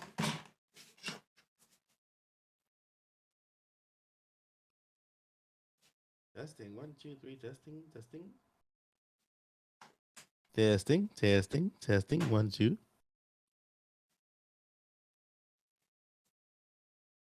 Do do do do do. Do do do do do do do do do do do do do do do do All right, yeah, there was definitely some wireless interference. That's what was going on in my mouse. Now it's working fine. Hey, what's up, Mike? You hear me? Yeah, got you, bud. Finally got I your had pants the- back on? No, I had the wrong setting because I just installed the Rollcaster. Okay.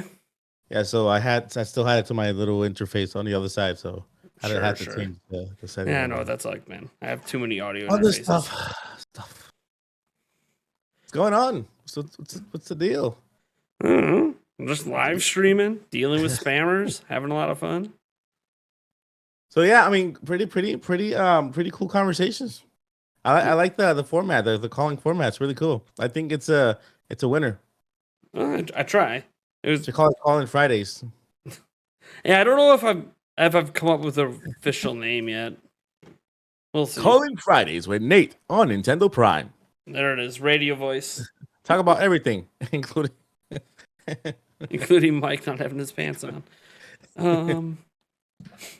no, but not. I just wanted to add something to the previous caller on Sure. the time frame on Breath of the Wild 2. Yeah. Yeah, they're using the same kind of base of the models that they're using for the past game, but you have to kind of put on that they're also building a completely big underworld. That main world they're redoing, and then the new world, which is in the sky. So we have a subterranean world, we have the base world, and then we have the sky world as well. So it's just, I know this started as a DLC, right? It was supposed to be a DLC. And then they say, wait a minute, we can turn this into the sequel. I don't know, because they were making DLC. Yeah. So I'm not sure if I'm pretty sure. Like, if you remember the end of Breath of the Wild, the true ending, it definitely hinted that there was more, and I think it was all contingent on, did this game sell well? We'll make a sequel. Well, I mean, it kind of sold well, Nintendo. Yeah, I heard it. So I don't know where I heard it from, where they said, "Oh yeah, we were building a DLC, but then again, this DLC just turned into the sequel." Yeah, and then too just many get developed. ideas. Yeah. So yeah, I mean, this is a huge game. This is a huge game. I think it's way bigger than Breath of the Wild. It's gonna be way bigger than Breath of the Wild, and it not only with the underground or the level we're used to, but they're also expanding the actual world. They say that there are areas within the world that we can go even further away, further apart. So it's not that they're just using what we know, but they're also expanding that. Not only are they adding subterranean level, they're expanding the real world that where we're used to, and then they're doing the skies. So it is a huge and massive game. They're building an actual game. You know what I mean? And I think they have the pressure that Breath of the Wild 1 was Breath of the Wild 1. It was Breath of the Wild. It was Breath of the freaking Wild. You know what I mean? So they, it's like you have to make a sequel to that. Good luck. You know what I mean? That game was crazy. Now they have the expectation. It's the most anticipated game, one of the most anticipated games. So they have that pressure. Okay, we need to make this a winner. We have to. We can't really drop the ball. Can you imagine? Can you imagine? Just Nate, just right there. You are a Zelda fan. Imagine if they dropped the ball. Just imagine. We're looking forward to Zelda Breath of the Wild 2, and all of a sudden, it's not what we expected. Because nobody's talking about that part. I'll say this. I think it's going to let everyone down. It probably let some people down, not everybody. I think people's expectations are too high. Yeah, I can see that. I actually see that happening. Like, people think this is going to be like like 1. Oh, shoe in for game of the year. 2. Oh, it's obviously going to be better than the first one. 3. Oh, it's going to have everything. It's going to everything I love from this and everything I love from that. And I'm like, okay, we'll give you an example. What if there's no dungeons? All right, half the people are pissed off. Yeah, sure, it's like, and even you, like, oh, they got this underground world and this massive sky world. We don't know how big any of that shit is. It might only be up there for very small periods of time on very limited sections. That's true. That's very Like true. we have no idea. Like this is one of those things where we know so little. It feels like we know a lot, but the feeling is based on assumptions. Yeah, we know nothing at all. We barely know anything. So I feel like hype levels are justifiably high because it's a sequel to a game that justifiably won the most Game of the Years, I think, in the history of gaming.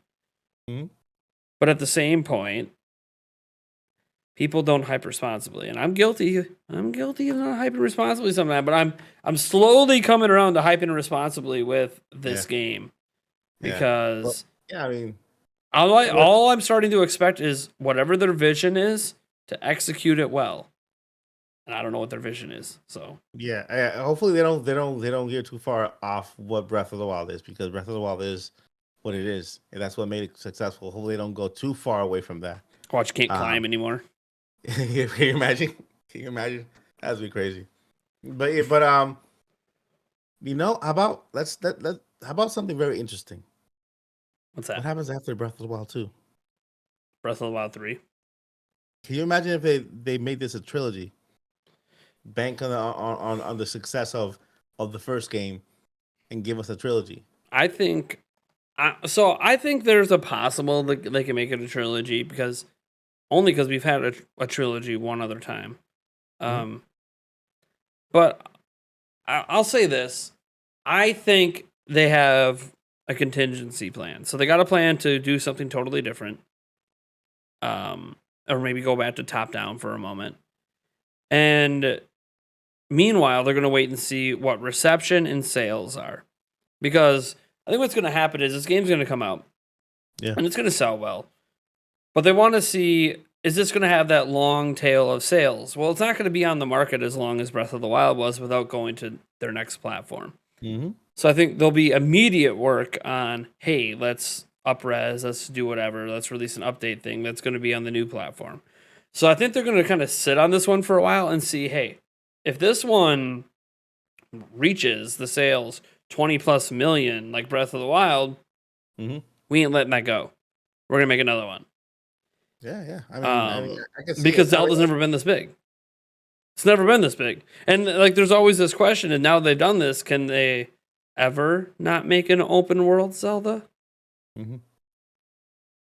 I mean, they can, but it's not going to sell as well.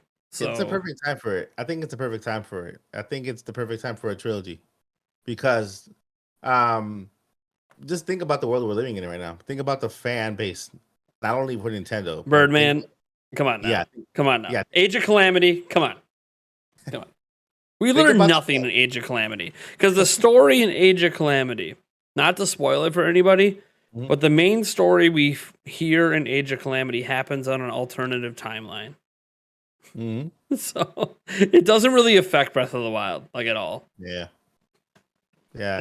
Age of Calamity was just a way of them trying to milk Breath of the Wild a little bit more, before, Breath of the Wild 2, just to keep people patient. They just made up a story that I'm not sure if it's going to be even connected to Breath of the Wild 2. It's just something that came up. It was a good game. It's good. Yeah, I love it. And Birdman, I'm not arguing that Age of Calamity isn't canon.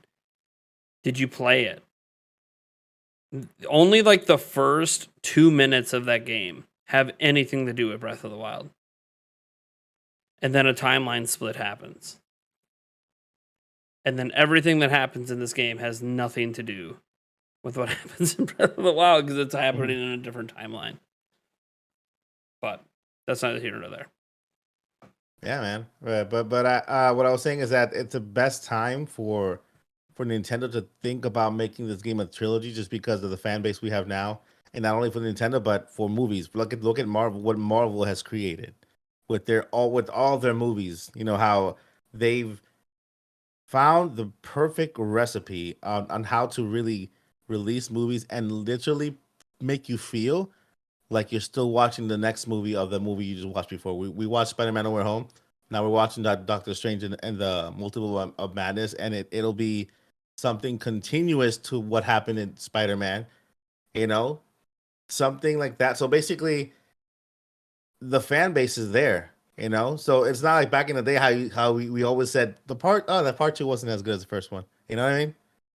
back that was the thing because back in the day, it was all run by business people who wanted to milk a game or a movie and just release a straight to DVD something, make it a part 2, and just try to milk a little more. Not really put the effort, the work that developers are doing now into creating a second game or a second movie or something that will follow and still have fans as excited as they are for what's coming. You know what I mean? Mm-hmm. And I think it's gonna be. I think it's good. I think Breath of the Wild is gonna be a good game. 2 is gonna be a good game. Breath of the Phoenix. I mean, I get no doubt it's going to be a good game. I mean, it's Zelda. I don't think there's ever really been a bad Zelda game from the main Zelda team. But it's still one of those, expectations are just through the roof for a lot of people. And look, just expect more Breath of the Wild, and if that's what you want, that's what you're going to get. Mm-hmm. And if you get more than that, just be happy. If they do something magical and innovative and crazy in this game, awesome. Some people think the sky is already that, and I'm like, well, we've technically been here before. Mm-hmm. So that's not new for Zelda, but what they do with it could be new. So I guess we'll see. We'll see. I agree. Put the rest. Or maybe you're very good at strategically thinking things. That's what I've noticed. Well, thank you. Switch Pro was supposed to come out in October of 2022. Oh, 2021. Right?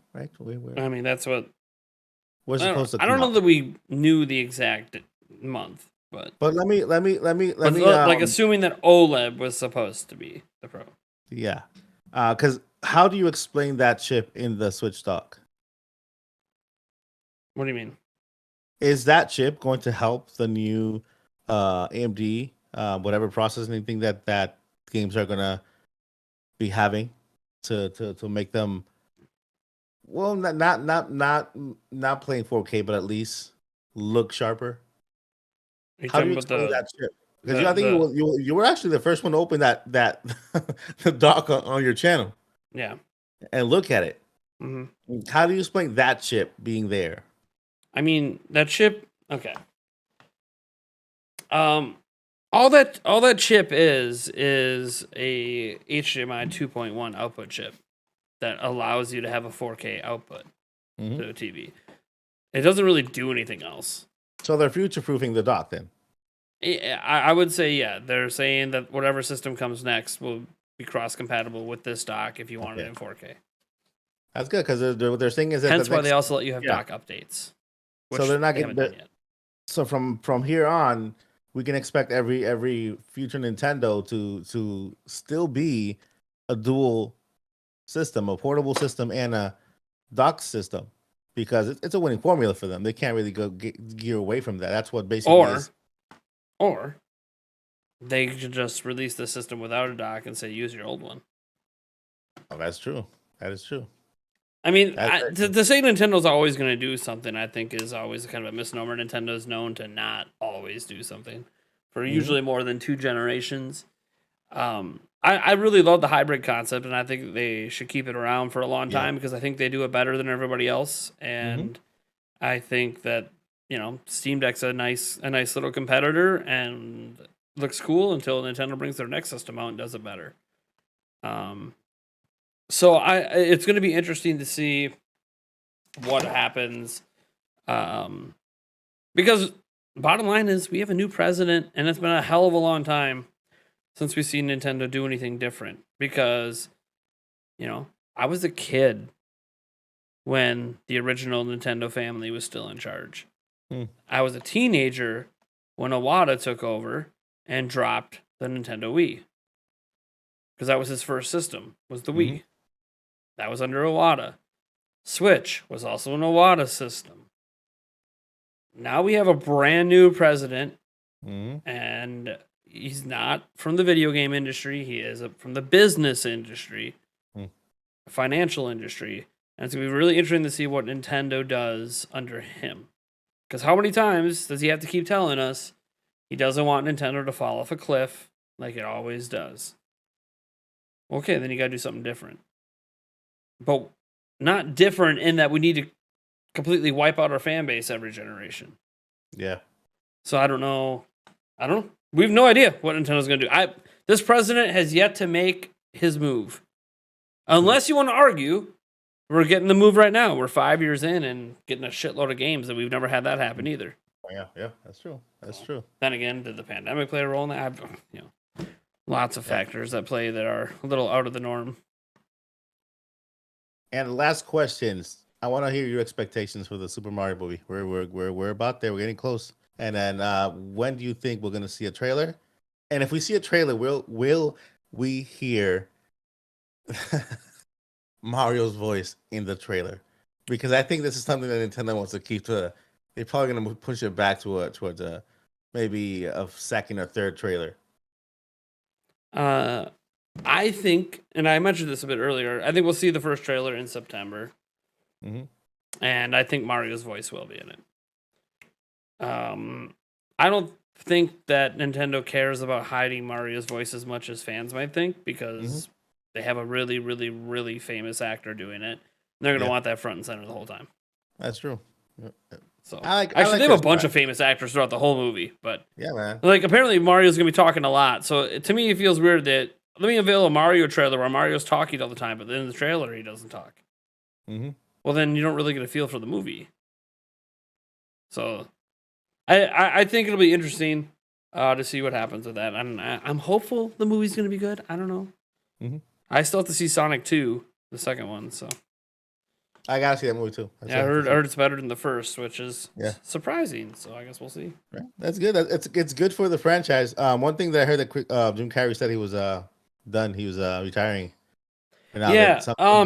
Yeah. And so the note about the retiring thing, because he said, I'm kind of serious. So there's already a third Sonic movie confirmed. Okay. It's under contract, and so people were wondering if he could be retiring, but that doesn't mean he's done with his current contracts, Yeah. So he still might be under contract to do Robotnik for a while.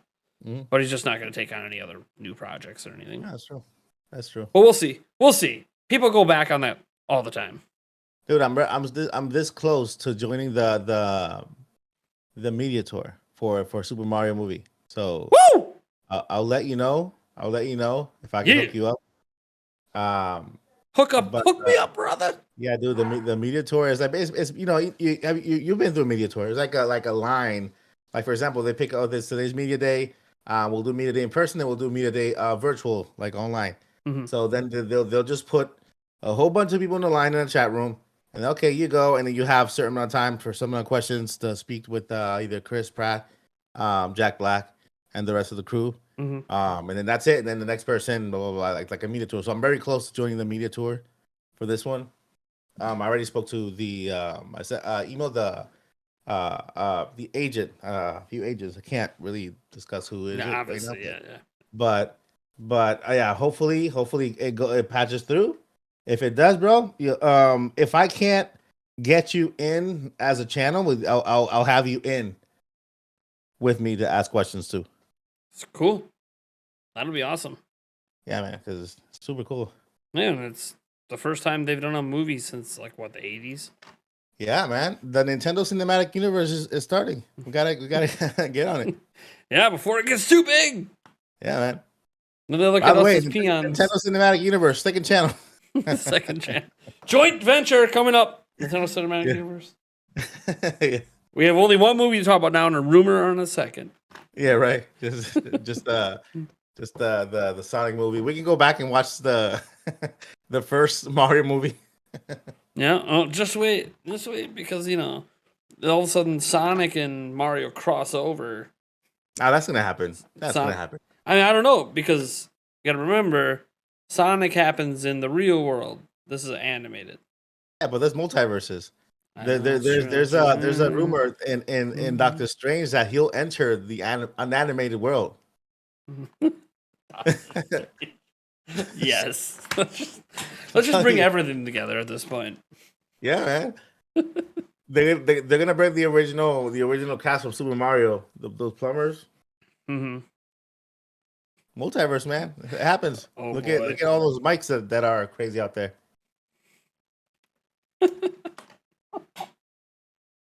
You and the mics. All right, man.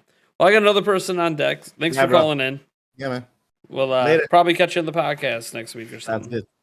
All right. Yeah, bye. All right. That was Mike Perez from Nintendo Academy. You guys should go subscribe to him. He's really close to hitting his goal of 10,000 subscribers. He's a good guy. Next up, we have Charles, I believe, who wanted to come on. Remember, if you would like to come on, guys, just join our Discord server, then message me. And Charles, how's it going? So it's going completely fine.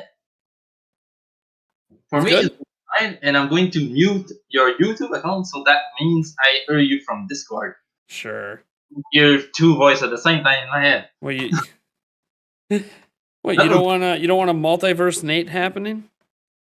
No, it's kind of difficult because you literally have a That's what a is delay. it called again in music when Audio delay? the first part is going after Oh, the second around. one? Yeah. Call it around. Anyway, that's beside the point. So to the first of all, no worries, guys. I'm saying that for the chat too. I have no problem with my account. It wasn't hacked. I didn't receive any notification on my phone. Even if my name was spamming a lot of message for no reason. So I wanted to just tell everyone that everything's fine on that. Yeah, so this is Charles Trudell, for those who don't know. Who was had someone mimicking his account and spamming. So now that's out of the way. The why I was calling is, well, we know, both of us, that Grezzo basically did his last game in basically end of 2019. It may have been even completed some months before that, isn't it? Yeah, I mean, I think they did Metopio after that. Oh yeah, you're right, they did Metopio. Oh, I don't hear you. You don't hear me?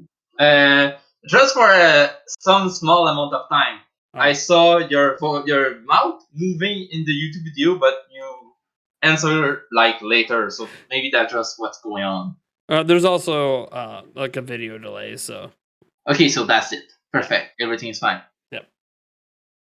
So, actually, Metopia was last year then, if I remember. I think so. That's like the one exclusive I didn't buy. No, it's okay. I can check. Yeah. It's okay for Switch. 21st of May, 21st. Okay. Yep. So basically, that means we won't see any game from them for at least another year, is my guess at this point. Okay. Because basically, Link Awakening was end of 2019, even if the game was complete like in June of 2019. Well, June plus 2 years, that's around May of 2021. Okay. So basically, let's just say that the next port or remake they are trying to make will take probably about the same time. I think we can assume that we won't have news from them until 2022. Maybe. You have an idea. Go on. Sorry, what? You have an idea. Oh, go on. I was listening. Yeah. So I don't know how much you know about Grezzo. They have a huge history of releasing like multiple games in the same year. So in 2019 they did do Link's Awakening, but they also did Ark of the Alchemist and the Alliance Alive HD remastered all in the same year. Alliance Alive was published by NIS, if I remember, that same year. It was published by Furyu, whoever the hell that is.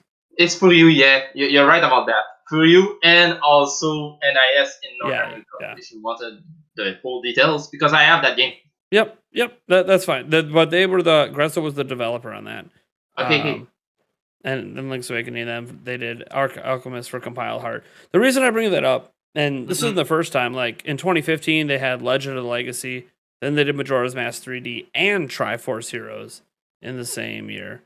They clearly have multiple teams. Mm-hmm. And if they had 3 games come out in 2019, you could argue that they have at least 2, if not 3 teams. And then one of those teams was doing Miitopia.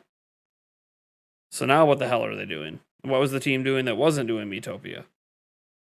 Exactly. And there's probably 2 of them, by what we just analyzed. Because like they had games come out in 2010, 2011, 2013, 2015, 2017, 2018, 2019. Skip 2020 and 2020. For obvious reason. Well, I mean, they had 3 come out in 2019, so. Exactly. And there was a pandemic in 2020 that may have slowed down some stuff. Yeah, every year they've had multiple games come out. They skipped the next year.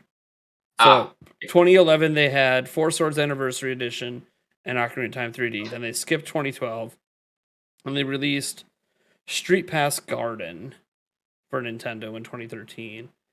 Then they skipped a year, but then when they came back, they dropped 3 games in 2015, skipped a year. Yeah, it's basically like every 3 games they skip a year. I don't know, it's weird. Well, either way, they're working on something. I don't know what. I don't know when it's coming. And now that's the second part of the discussion we can go then is, well, they have it at this point. How much trust Nintendo has into this little company? Because if they have a lot of trust, they may let them do a new game instead of a remake. Okay. What do you think? But it's for a new game, technically we are kind of due for any kind of top-down Zelda that is actually a new game. Okay. Because the last one was 2014. Mm-hmm. So I can understand Nintendo haven't done another top-down Zelda because they were thinking, we don't have any small studio to do this job, and we don't have enough trust in any of those small studios that are already partnered with us to do a new game. Because I'm pretty sure Nintendo is training those studios to make games with the remakes and everything. Yeah, I mean, it's interesting because Grezzo did make an original top-down game in Triforce Heroes. You're right. You're right. So I think what's happening with Grezzo is they're obviously treating that as that's going to be our top-down Zelda makers in the future, which again we saw with Link's Awakening. I think the question is how much Nintendo thinks a new top-down Zelda game would sell compared to, say, having them remake another older Zelda game.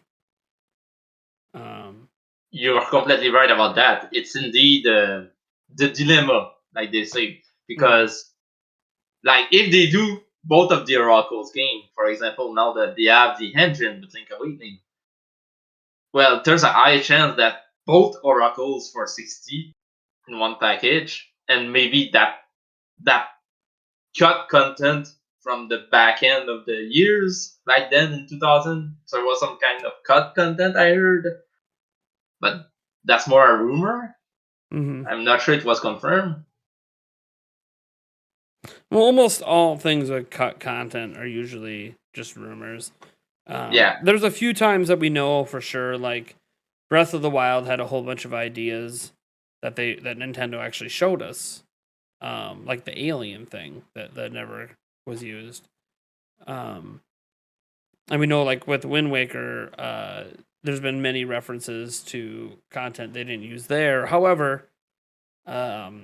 Aonuma put out there that they did use those ideas. They used them in Twilight Princess. So, it's interesting to know, what ideas are still sitting out there they haven't used versus have used. It's just it's an interesting thought process. I mean, Grezzo's doing something Zelda. I'm sure. I can almost guarantee they're doing something Zelda. I don't know what. Exactly. It's something, and I can't wait to find out what it is. Because as much as I love Breath of the Wild 2, I love all of Zelda. Mm-hmm. Like Link's Awakening was amazing, and it was even better with the remake. So even Triforce Heroes. I know it gets a lot of hate, but I like that game. I'm pretty sure I would have liked it if I would have played Friends? with someone else, because Yeah. it's a goal. That's the goal of the game. Anyone that plays that game alone, in my Yeah, mind, playing it is, online well, with you- people that would just chuck you off the cliff wasn't very fun. Also, that's probably like, fuck you, bitch. Literally. I don't think Hey. I ever completed a single level doing it online because there was always one asshole that just wanted to ruin everyone's day and throw them off the cliff. Oh boy, that's sad. But I had friends to play with, so it ended up not mattering too much. Well, at least you play with your friend, and I had a great time. Yeah, That's the point. I really enjoyed that game. Even single player was fine. Certain puzzles were a little annoying, but But those puzzles were literally shining in multiplayer. yeah. Oh yeah, because that's what they were That's built for. the goal of the game. Yeah, So, that- like, I mean, you know what will be very left field that we can have as the next Zelda remake they could make. They could indeed remake Zelda 2 Link Adventure. Okay. Because, I mean, it's the most hated Zelda. I know you love it to death. You love it. It's your second favorite, if I remember. Yes. Exactly. So, people hated it because it was way too similar to other very difficult NES games back in the day. But today, challenge kinda has become popular again. If we know some other studios that basically have a reputation of doing those difficult games, is it? Yeah, you know, I think they have an F and an S in their name. Yeah, just like this, just this studio, just to name one of them.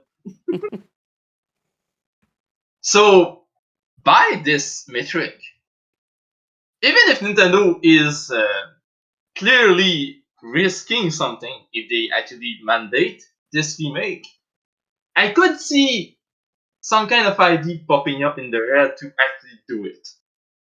And the way I see such a remake of Adventure of Link, I will probably, if I have to do it, to do a complete remake of that game, I will keep the skill base where you really need to time your shot, you need to time your attacks, and to very know when you need to attack and when you need to retreat, etc. But I will probably try to add an idea that isn't done in 2D adventure game right now. Just some months ago, and that's something that still impressed me, we had Metroid Dread. Half of the game have you been pursued by AI that is quite advanced, and I'm not even sure there's another 2D game that has that kind of AI anywhere, Metroidvania or not. Do you know of another game that has that kind of AI? Not off the top of my head. Go on. I off the top of my head, I have no idea. Okay. I'd have to think I about it. did try to search for it, and I remember a lot of Metroidvanias that were popular in the 4 or 5 years in the indie space. We all know some of them, like the Two Oris or Skull that just came out, Mhm. in the DDs that just came out also. There's also what was it again? Dead Cells, Mhm. Bloodstain. All of these don't have the AI that is present in Dread. And so I'm looking at that and I'm thinking, hey, maybe Nintendo has another idea that they can add to Adventure of Link and do something that nobody even thought of yet. Again. Maybe. So I'm like, I mean, that's interesting, isn't it? You that already like this game, imagine it receive a remake and it has something even better than before. It's hard for me to imagine something better than the original. I like that game so much. I know, but that's why I'm making you dream. We're talking about Zelda 2, by the way, for Yeah, Zelda 2. Zelda 2 Adventure of Link, guys. Yeah. The only side-scroller Zelda. Not completely side-scrolling. Yeah, it has the overworld map is top-down. Yeah. But like you enter a town, it's side-scroll. Yep. You enter any kind of cavern or anything really, it's side scroller too. So it was mostly side scroller, whereas Link Awakening was kinda half and half when you think about it. Mm-hmm. But like beside this one, no other Zelda is side scroller. Nope. So that's why I'm saying, if they want to truly surprise us, this one could be the next in line. But I don't know if they want. After Yeah. all, sales numbers do talk. And I'm Yeah. pretty sure there's a lot of people that are asking for Oracle's game more than Adventure of Link right now on the web. And if they are looking to the web to know which next game to prepare, well, let's just say they won't see Adventure of Link a lot. They will see Oracles or Minish Cap, probably more at this point. Probably. They're more well known, more liked, Mm-hmm. probably better received. Mm-hmm. Even though Zelda 2, as much as it pains me, probably needs a remake the most. Because, like I said, they got to make it appealing. Mm-hmm. Well, thanks for calling in, Charles. I really appreciate it. Perfect. Sorry that someone was spamming with your name. Well, that happens. I just wanted to make sure It's that the internet, everyone yeah. was. I've definitely seen have a great people time impersonate yourself, me, man, so- Nathaniel. So next time, maybe. Yeah. Next time. All right, well, thanks for calling in. All right, well, that was Charles Trudell, one of our longtime fans at the channel. Thank you so much for calling in, Charles. Lily Young, how's it going? Yeah, we haven't had a lot of views. Well, one, everything's locked down to members only. We have someone attacking the channel right now. I'm going to unlock the chat, actually, and see if they're still attacking the channel. Maybe they gave up because it's been long enough. So we'll see if they stopped. So the rest of the general public can actually talk. Also, PDubs88, thank you so much for the $10 earlier. I did see it. I was just in the middle of a call and I didn't want to be rude. So thanks again for taking my call. You are awesome. Make sure to watch Bluey with your kids. Best dad on TV. I've never heard of Bluey. Who the heck is Bluey? Bluey. I have never heard of Bluey. Ever. Like, ever. I might have to check this out. Thanks so much for the $10. I appreciate it. Let's see. Yeah, it was members only chat because we had a spammer, and that, so we were actually up at like 70, 80 people watching, and then we kept getting spams, and then obviously had to lock the chat down. And when you lock the chat down, people are often gonna tune out, you know, because hey, I can't talk.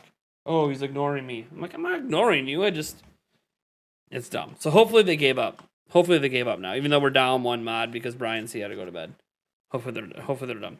It wasn't the hot girl spam. No.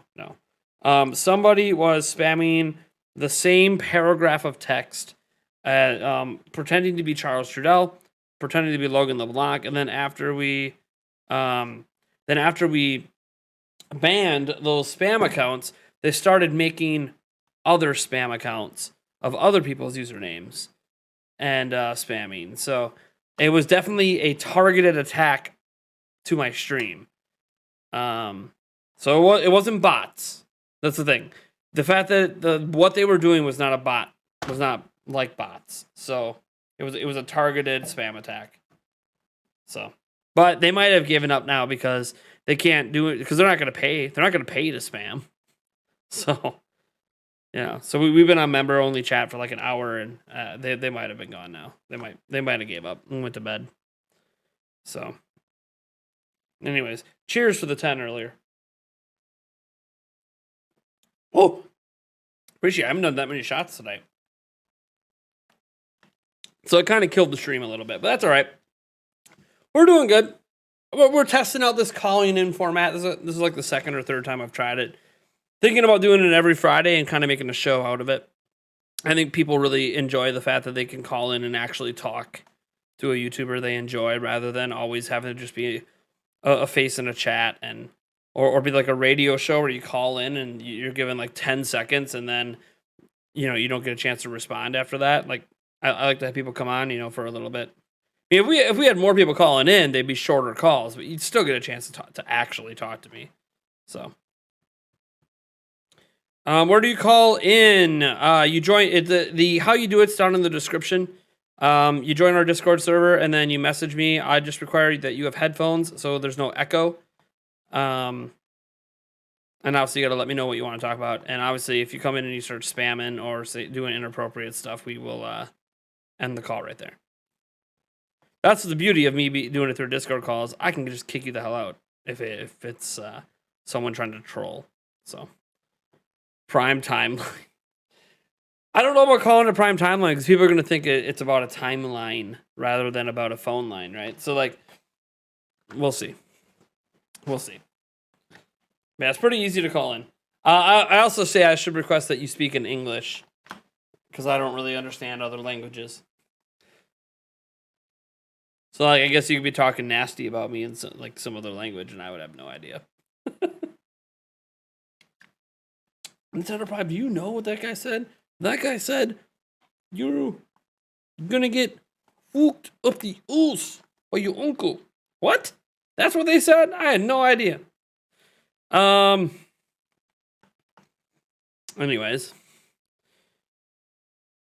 Yeah, it was an interesting talk. It was a very interesting talk.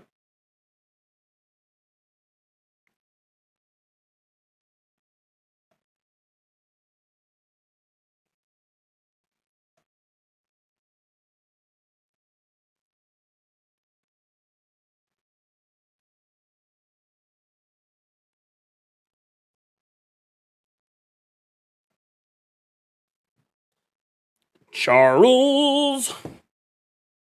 All right. Do we have any other questions? The general chat's open now, so you guys can ask away. I doubt you'd want to talk about Twilight Princess or another theme for a Zelda dungeon. That's what I would talk about. Why wouldn't I want to talk about Zelda? If anybody, you can talk to me about anything Slavic, just not, no politics or religion. No politics or religion. That's just the only, those are off-limit topics. We don't talk about that stuff on our channel. But it can be about anything else. It can be about life if you want. Oh, no. This is so cool. Love Nintendo Prime. He wrote it upside down and backwards. So I didn't mean to hide that. Sorry, William Burgos. I tried to show it and for some reason it hit it. Mojo Horizon. Do you consider yourself an influencer in the gaming community? In the wider gaming community, no. I'm not big enough. I would say, like, if you're Mr. Beast or PewDiePie, obviously you're a massive influencer in the gaming community. You know, beat 'em ups is probably a pretty big deal at this point.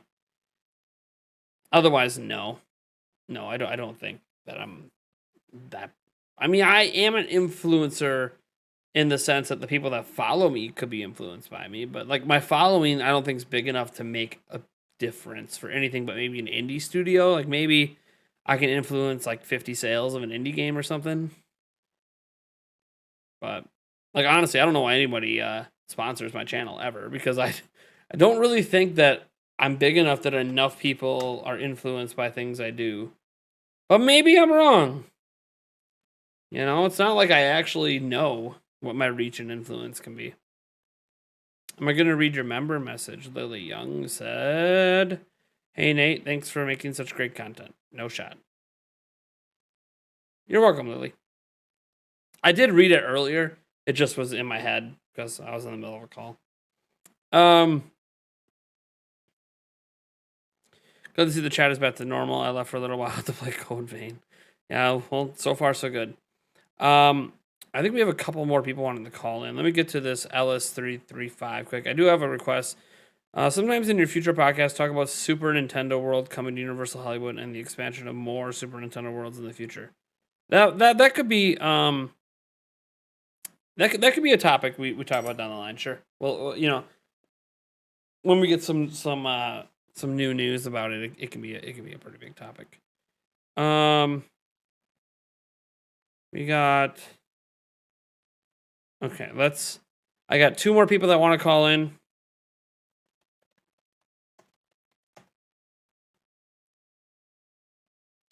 So, let's see here. Yeah, I think the Ghoulie Kit controller actually probably sold a few dozen after I talked about it.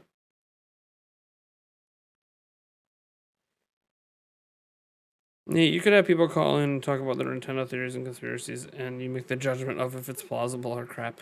You can do that already. All right. So I'm gonna call Comet Lightning here. At least that's what his username is on Discord.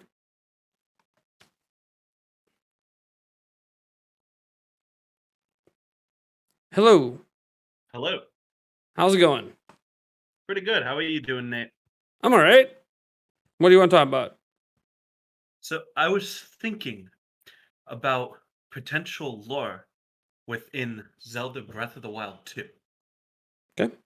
When you're seeing in the first trailer, Ganondorf seems to be held down. I think it was by like that hand or something. I'm trying to recall from the trailer. Yep, it's a hand, like right on his chest. What if he's trying to break free from Demise's influence and Ganondorf ends up becoming an ally?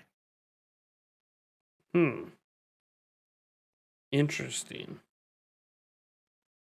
That's a really interesting take. Because if we're to believe Skyward Sword, the only reason Ganondorf has any power is because of Demise. So if he tries to leave him, would he lose the power? Because like that curse makes it so he only.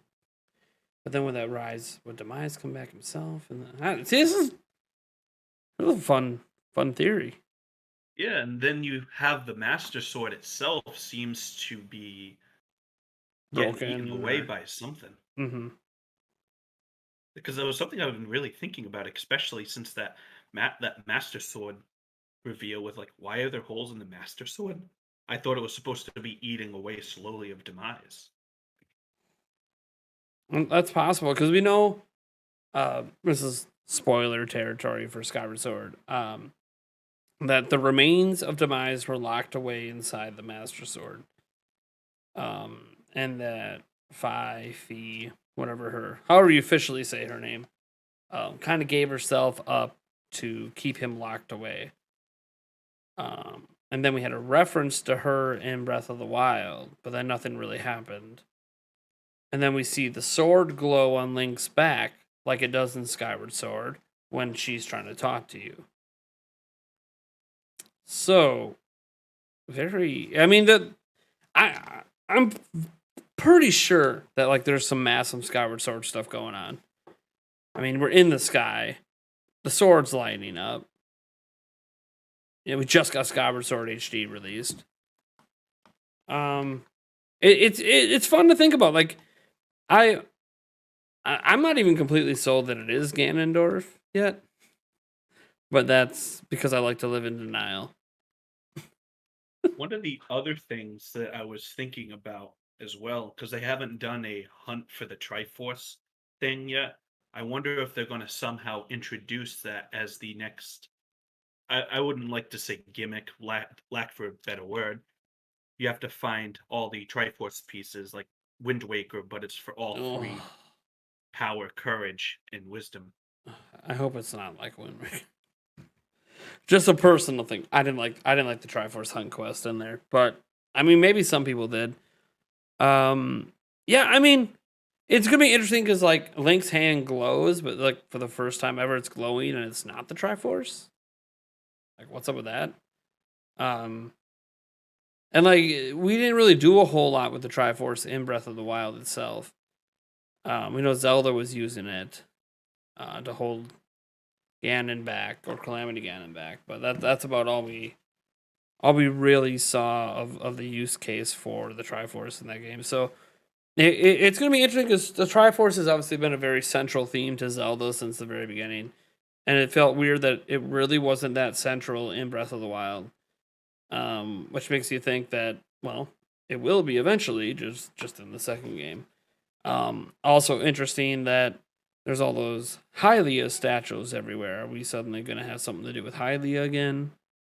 That's what I was starting to think. When you have a centralized Zelda theme where they're barely focusing on the Triforce, you have all like things you see in the background. They gotta tap into it. They're making a whole entire sequel, direct sequel.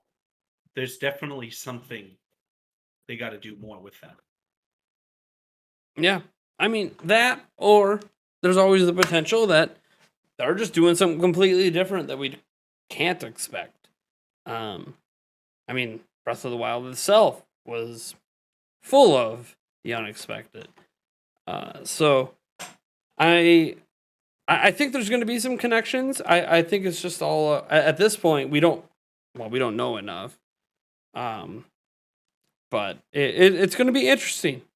I can't wait for they to start ramping up the advertising for the game, which at this point I really hope starts before the end of the year, but starting to think now they're not going to start talking about it much till January. Yeah, there was something I was reading today that was saying that the Zelda Breath of the Wild 2 might not even be able to handle well on Switch, and it would need to be on an updated Switch. Mm-hmm. What's your thoughts on that? So we covered this and we talked about it on the podcast yesterday. I think so. It's going to be able to run on Switch. Anyone who thinks you're not going to get to play this game on the Switch you own today, you're kidding yourselves. But what happened was obviously Digital Foundry examined the latest footage and noticed that there's volumetric clouds, obviously higher resolution, although they did have one 720p scene, which means it would still use dynamic resolution, and that it had perfect anti-aliasing, which no game on Switch has perfect anti-aliasing. Xenoblade Chronicles 2 has like FXAA 8X or whatever anti-aliasing, which isn't perfect anti-aliasing, and volumetric clouds, but you're also not as close to the clouds, and their clouds are less complex in that game. So I think they looked at that stuff and said, this doesn't look like this should be able to run on Switch. But at the same point, the original Breath of the Wild wasn't made for Switch. It was made for Wii U. So how do we know what this engine that's completely custom by Nintendo is capable of on this hardware? We don't. And I always say, go look at the Splatoon 3 footage and go watch Splatoon 2 trailers and tell me that you can't tell that Splatoon 3 looks significantly better and looks like it's running on new hardware. So, and again, Splatoon 3 is coming out on Switch this summer. So I think there's a lot of just, we're getting to the later stages of Switch, and the later stages of every platform that's ever come out has always had the best looking games. So I want to believe that this is signs that we're getting a more powerful Switch soon, within the next calendar year. But there's that part in the back of my mind that says, well, every game at the end of generation always looks better than the ones at the beginning. So I'm not sure that that's... I'm not saying Digital Foundry can't be trusted, but this is a fully custom Nintendo engine. This isn't like Unreal Engine or, a popular engine that we have all the documentation for. Like, this is a private engine that only Nintendo has access to. So how the hell do we know what it's capable of on this hardware? That is a good point. Well, thank you for taking my call. Yeah, no problem, man. Thanks for calling in. All right, so that was Comet Lightning. At least that's what his username was there. I don't know what it is. We have another person here. I'm going to see if they're ready.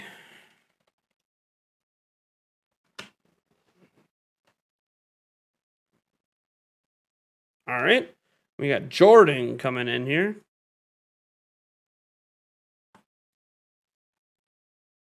Maybe. Bueller. He didn't answer, so we'll end that call and maybe try one more time. Hey, how you doing, Jordan? Okay, so I've been a big fan of your channel for years, but I think this is really cool. But my idea is have an older Link. I know that in... Can you hear me? Yeah, you're good. Okay. So I know in Ocarina of Time it says that a male Gerudo can only be born every 100 years, but what if that doesn't apply anymore? So instead of Ganon being the big baddie, what if it's his son? I think that could be explored. Interesting. And then I love Zelda. I love the series, but it'd be interesting to have a Link that wasn't a teenager for once. Yeah, I mean, I understand why they do it. They always want to appeal to all age groups, and like a teen's like the perfect hits on every, from kids who want to be teens to adults that, hey, when I was a teen, I felt like a badass. Right. So I think that's why they've always done it. As as a longtime Zelda fan, I've always enjoyed the idea of an older Link, one that grew up, or like a continuation. Like it would be interesting if it's noticeable in Breath of the Wild 2 that Link's actually older than the first one. I don't know if we can really tell at this point. But he seems to look like he's at least been through more. And then it'd be cool if there was a game after that where he got even older and older and older. Yeah. Yeah, that would be cool. Because then it's the same Link going through 3 or 4 games, and we notice that he actually ages. And I always thought that'd be really cool. I don't know if that would lose some of the appeal it has with the younger audience. Obviously, that'd be the audience I'd be most concerned about losing. But I mean, I've always loved the idea of an older Link, or exploring any other possibilities. Like, okay, what if Ganondorf had a son, or what if we saw a really like a kid Ganondorf. Like that'd be kind of cool because we've never seen him as a kid. We've only ever seen him as an adult. Right. And then I do think a lot of the themes of the Zelda dungeons are really cool. I do think they can introduce a couple more. I know this seems cliche, but what if there was a space theme for a dungeon? I think they could explore that. Not unheard of. I'm trying to think. There hasn't really been a full space theme. There's been like some robotic, like in Skyward Sword, there's the one that has a lot of robotic stuff going on in it, but I still wouldn't call that space. Yeah, like a space theme would be cool. I don't know if they'd worry that it would be too similar to Metroid or not. That could be a concern. I just think with a lot of games, they reuse the same themes over and over and over. Sure. Or in case of Breath of the Wild, they don't do any of it. Yeah. Well, I absolutely like the idea of a space themed. I mean, I would say this: like, whoever thought that Mario was going to defy gravity and be out in space? So, and that ended up being one of the most beloved, little 2-game run of Mario ever with the Galaxy series. Like, that's one thing that has people excited for Sparks of Hope is all the Galaxy references. Like, holy crud, referencing Galaxy. Now I'm interested in this game when I wasn't before.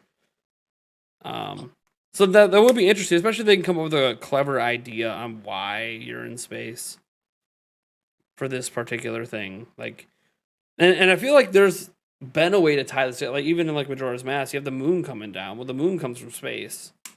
Right, and at the very end, you actually are on the moon. Yeah, technically on the moon, yeah. Or inside it, or whatever it is. But it doesn't feel very spacey. No, it's just grass everywhere. Yeah, it's kind of like a dreamland. It's cool, but it's not spacey. So it would be interesting if they did do a dungeon out there. Yeah, and then I really do think you should make another a sequel to Twilight Princess. Finally, I know they were working on it, and then they canceled it in favor of Wind Waker, which is still one of my favorite Zelda games. But I like the whole concept of Twilight. It was something new that was introduced to this series. It was kind of darker, and I'm honestly hoping they do something with that again.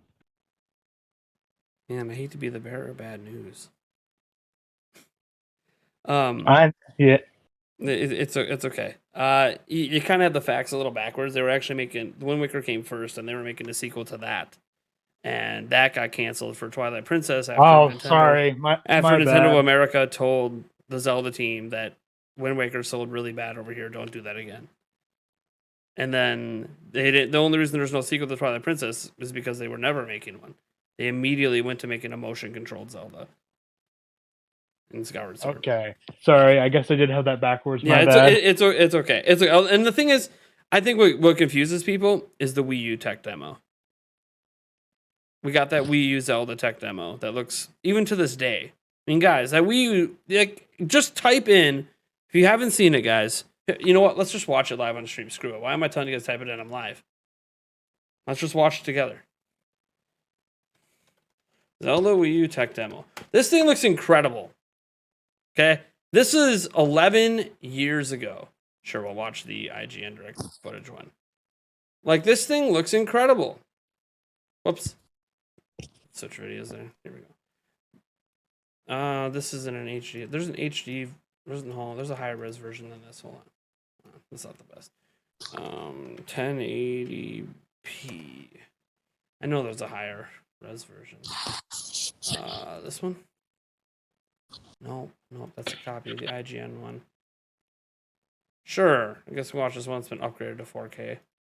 Yeah, there we go. Looks nice. So this was like 11 years ago, and this made people want a Twilight Princess sequel so bad, and it made people feel like they were doing a Twilight Princess sequel because this looks incredible. This is the Twilight Princess art direction taken to 11 in HD, looking incredible. And dancing cat, God, what a troll.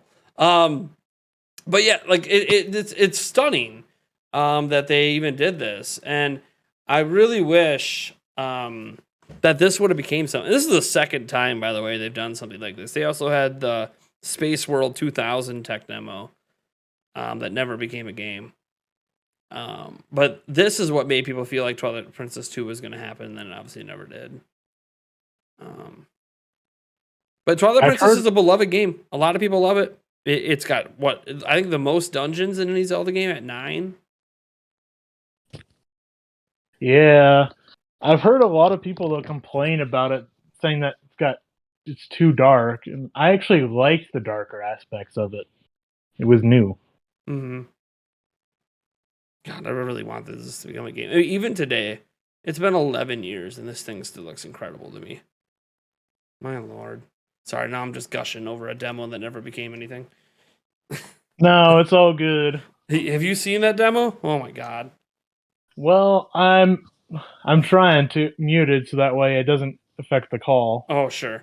Yeah, the sound in the background is just like the sword clashing. You can hear like the bats flying around. But it's incredible. Whoa, okay. Yeah. And this is what made people think Twilight Princess 2 was going to happen, is because this tech demo existed. This was before Wii U came out. Ah. And it looks amazing. And then we never got a Zelda that's looked like this ever. So, even to this day, it still looks good. Yeah, it's definitely aged well. Yeah. That's what happens when you make something properly in HD. It actually looks fine, no matter the resolution. But Twilight Princess didn't age very well, but it also wasn't made during the HD era. This would have been obviously an example of making it during the HD era. And I mean, there was a fight with Goma, obviously, and it looked really cool. But yeah, man. I mean, I love Twilight Princess. I'm all for sequels to various different Zelda games that do various different things. I'm kind of surprised Twilight Princess never got a direct sequel, because it became the best-selling Zelda game. Last time that happened was Ocarina of Time, which we got a direct sequel for. And then, yeah, they eventually gave us sequels to the Wind Waker, but that was only on handheld, so. Right. Good. I mean, God, I love talking Zelda. No, so do I. I heard you saying earlier that you wanted them to remake Zelda 2. I agree with that one. I think a lot more people would actually like that one if they remade it. I mean, with the graphics of this tech demo, they can definitely do it. I think Zelda that- 2 as it is, even today, would be more accepted today than back then. But that's because we also live in a world of indie games where we're getting a lot of games like that now. But everyone likes what they like. We have one person in the comments saying that Zelda 2 is gross, which is fine. It's my second favorite Zelda game of all time. So I mean, what do you want me to do? I'm well aware. It used to be my favorite, so I'm used to getting hated on a lot. But it's all good. Everyone likes what they like. Well, thanks for calling in, man. Yeah, of course. All right, Jordan. That's Well, awesome. you have a good rest of your night, okay? You too. All right, thanks. Bye.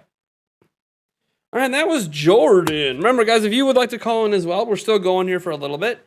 Just join our Discord server just so you can get my Nintendo Prime contact info. There's basically how to call in is all in the description. Just go to the description of the live stream, and it'll tell you what to do. And we are doing shots and everything for super chats and all that. You know, we got some what is this? Just a little daiquiri rum mix here for anything under, you know, for like basically $1 super chats. $5 super chats, we do rum chata. 10, we do Dr. McGillicuddy's. 20, we get out the vodka. And then the big hundo, which hasn't been cracked yet, our Jose Cuervo. Because this stuff messes me up right good. And today's a good day to get messed up because I do not have any kids. So, the kids are gone.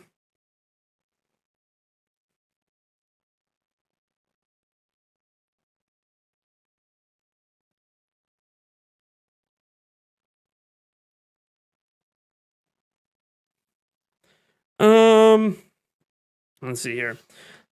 I'm just unable to play that well Zelda 2, but if I am going to get good at it, pretty sure I'll love it. I mean, it's it takes a lot of skill to play that game, and I'm not saying that you don't have skill if you're not good at it. It's an intentionally difficult game, and it can be really frustrating. And some people just can't deal with that. It's why some people don't like some of the Dark Souls games, because they can be really frustrating. Today is a good day to make a podcast. For who?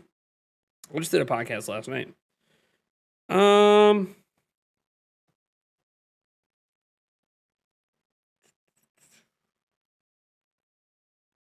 Paul Gale, I'm so jealous. I know you've been to like every E3, so you got to play that demo. Dude, I would have probably needed to bring a change of pants if I was playing that demo. Back then, I was freaking out. So, I mean, it was, 11 years ago. I would have been 24. Like, dude. I would have been, dude. You don't want to know. You don't want to know. I mean, I was kind of that way with Breath of the Wild in 2016, so I guess I know exactly how I would reacted, except that one was a real demo. You got to play for like 45 minutes. 2 different demos, actually. One was like 25 minutes, one was 20 minutes, right? Something like that. I know it was 2 demos. One was 15, one was 25. I can't remember. Felt like I was playing it for 45 minutes, but I could be wrong on how long those demos were.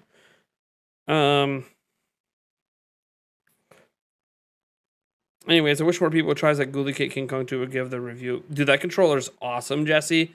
Obviously, why even after... I know it sucks because they paid me to advertise it, but dude, they got to pay me money to tell you what a good damn controller. It's a good damn controller. It's sold out. There's no giveaways. Who's asking about giveaways?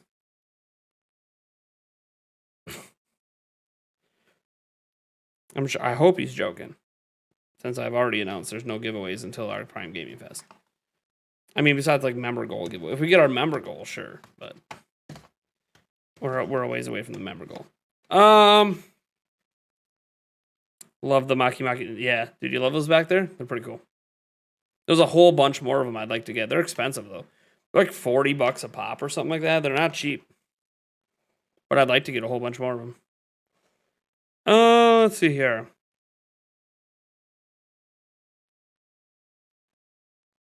Why were games back then so difficult? Limited controls, limited pixel counts, limited everything. When you have limits, things are just more difficult. Oh, I want to swing a sword. That's suddenly pretty difficult to do when you only have 8 bits. And a D-pad.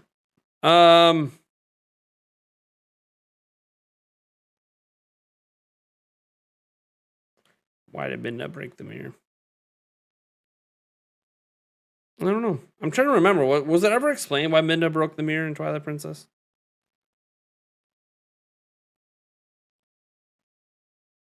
I think I had. I'm trying to remember. It's been a while since I played Twilight. I think there was like a reason I can think of about why she did it, but I don't know if it was ever expressly said. It's more of like an assumed reason that she did it. But I could be wrong. It's been a long time since I played that game. Nintendo, bring it over. I'll probably play it. Speaking of being added on Switch, looking at you, Nate. What, you added me? You got my friend code off the Discord server? Yeah, I've got like 27 pending friend requests or something. It's right here. I haven't added anybody because I haven't done multiplayer games in a while. Let me see.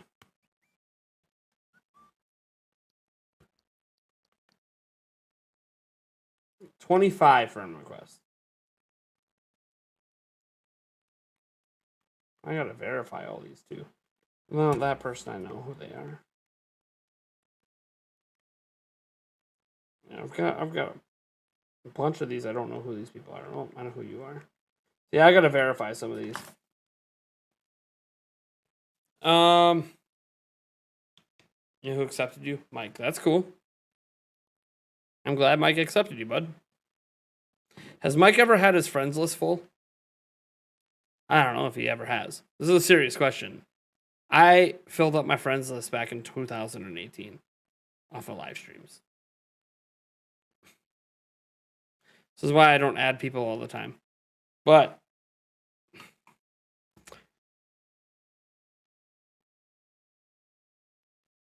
yeah, Joycee J. That was my assumption too. Like I remember it was something that like it wasn't expressly said why she broke the mirror, but at the time it was obvious that she broke it for that reason. But I'd have to go back and rewatch the cutscene if she actually states exactly. But I'm pretty sure you're right that that's why she broke it. Again, I haven't seen that cutscene in quite some time.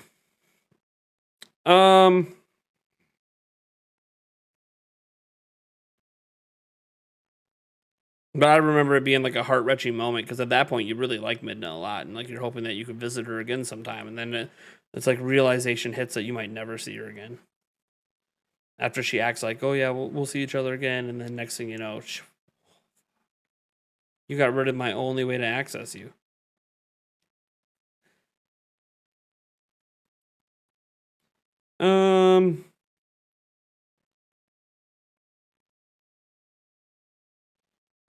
She doesn't say it, but yeah, that's what I thought. Thought it was a heavy implication. Yeah, because I remember not questioning why the mirror was broke. Back when I played it, but I also expressed to remember that she never really told you. It was just heavily. This is why you did it.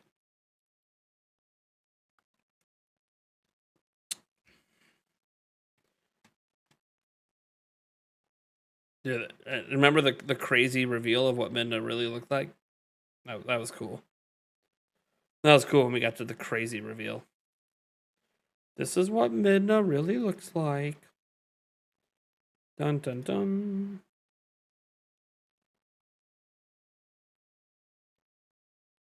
Did the Cavs lose? That sucks too. They had Jared Allen back in if they still lost. I mean, the Brewers are getting crushed right now. I'm not about to cry about it. Shit happens.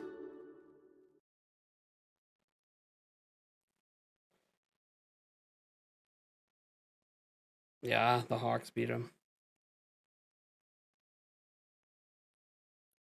Trae Young hit a logo 3. Oh my god. Of course he did. I don't know what it is about Ice Trae, man. When it's playoff time, Trae Young just shows up. It's just what he does. And Pelicans beating the Clippers. Yeah, I'm not surprised Pelicans are beating the Clippers because Paul George can't play. Hey, Bakuzin? BKU, welcome! You have become the latest member of the board of directors of Nintendo Prime. Hop on that elevator and join us at the tippity top of Nintendo Prime Tower on floor 99. Woo! Welcome to the club, buddy. Another member of the board. Riding on up to the tippity top. When we get to the top in the back, you'll find Gordon Ramsay making some fresh omelets. To your right, we have replenished all of our fruit, fresh fruit. Our budget came through. We got fresh fruit back up. And Mother's Cookies on the left. Just letting you know, we're almost there. All right. We've made it to the top, and the fruit is all gone. Nintendo Academy! I told you to stay away from the fruit! Well, I'm sorry. The fruit's all gone. Still have some cookies.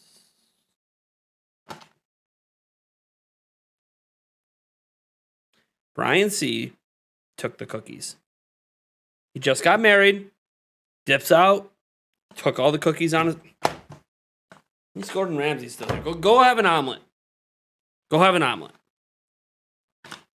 I can go for an omelet right now, actually. Hey, Gordon! Make the prime special. Thanks. Of course I want hot sauce. The question is that, Gordon? Yeah, he came back on his own this time.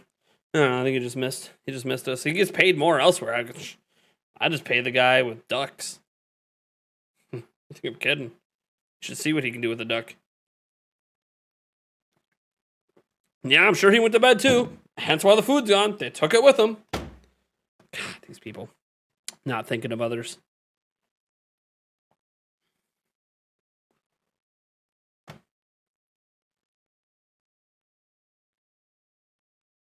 Mm-hmm. You have a lot of Zelda fans. I'm not really surprised. Based on my history, that we have a ton of Zelda fans on the channel. A ton of Zelda fans. Yeah.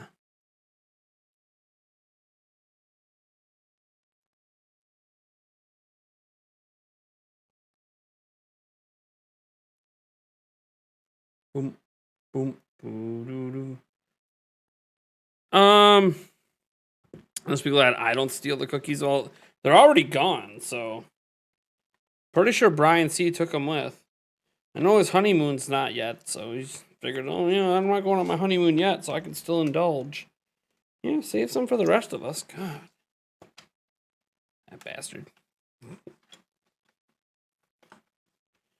What is going on? What is underneath? Oh, got it. A microphone clip. What's underneath my keyboard? When you have them. Dude, I never get any sweets in this house. Everyone else always eats them. Probably for the best. I'm big enough. I'm a big boy. I don't need any more sweets. Awesome. Well, maybe I think that's going to call it a night. I mean, how many calls did we have in the night? That was quite a few calls. Let me see. Let me count on the back end here. We had 1, 2, 3, 4, 5, 6, 7, 8 calls tonight. That's pretty good. 8 calls. Wow.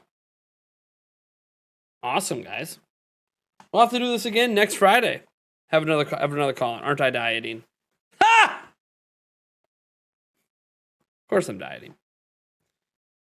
None of your business, though. I left for a few minutes and he steals the cookies. Dude, it happens every time, I swear. Every time my mom bakes cookies, and then you have Birdman sitting over there like, dude, weren't you supposed to send me some of your mom's cookies? Well, tell everyone to stop eating them. Every time they show up, they take them before I even, like, let me just grab a plastic bag to put them in. I turn around and they're gone. All right, guys. I gotta clean the house and do some laundry and chores and homework and stuff. So you guys are awesome. Love you all. Catch you later. Peace.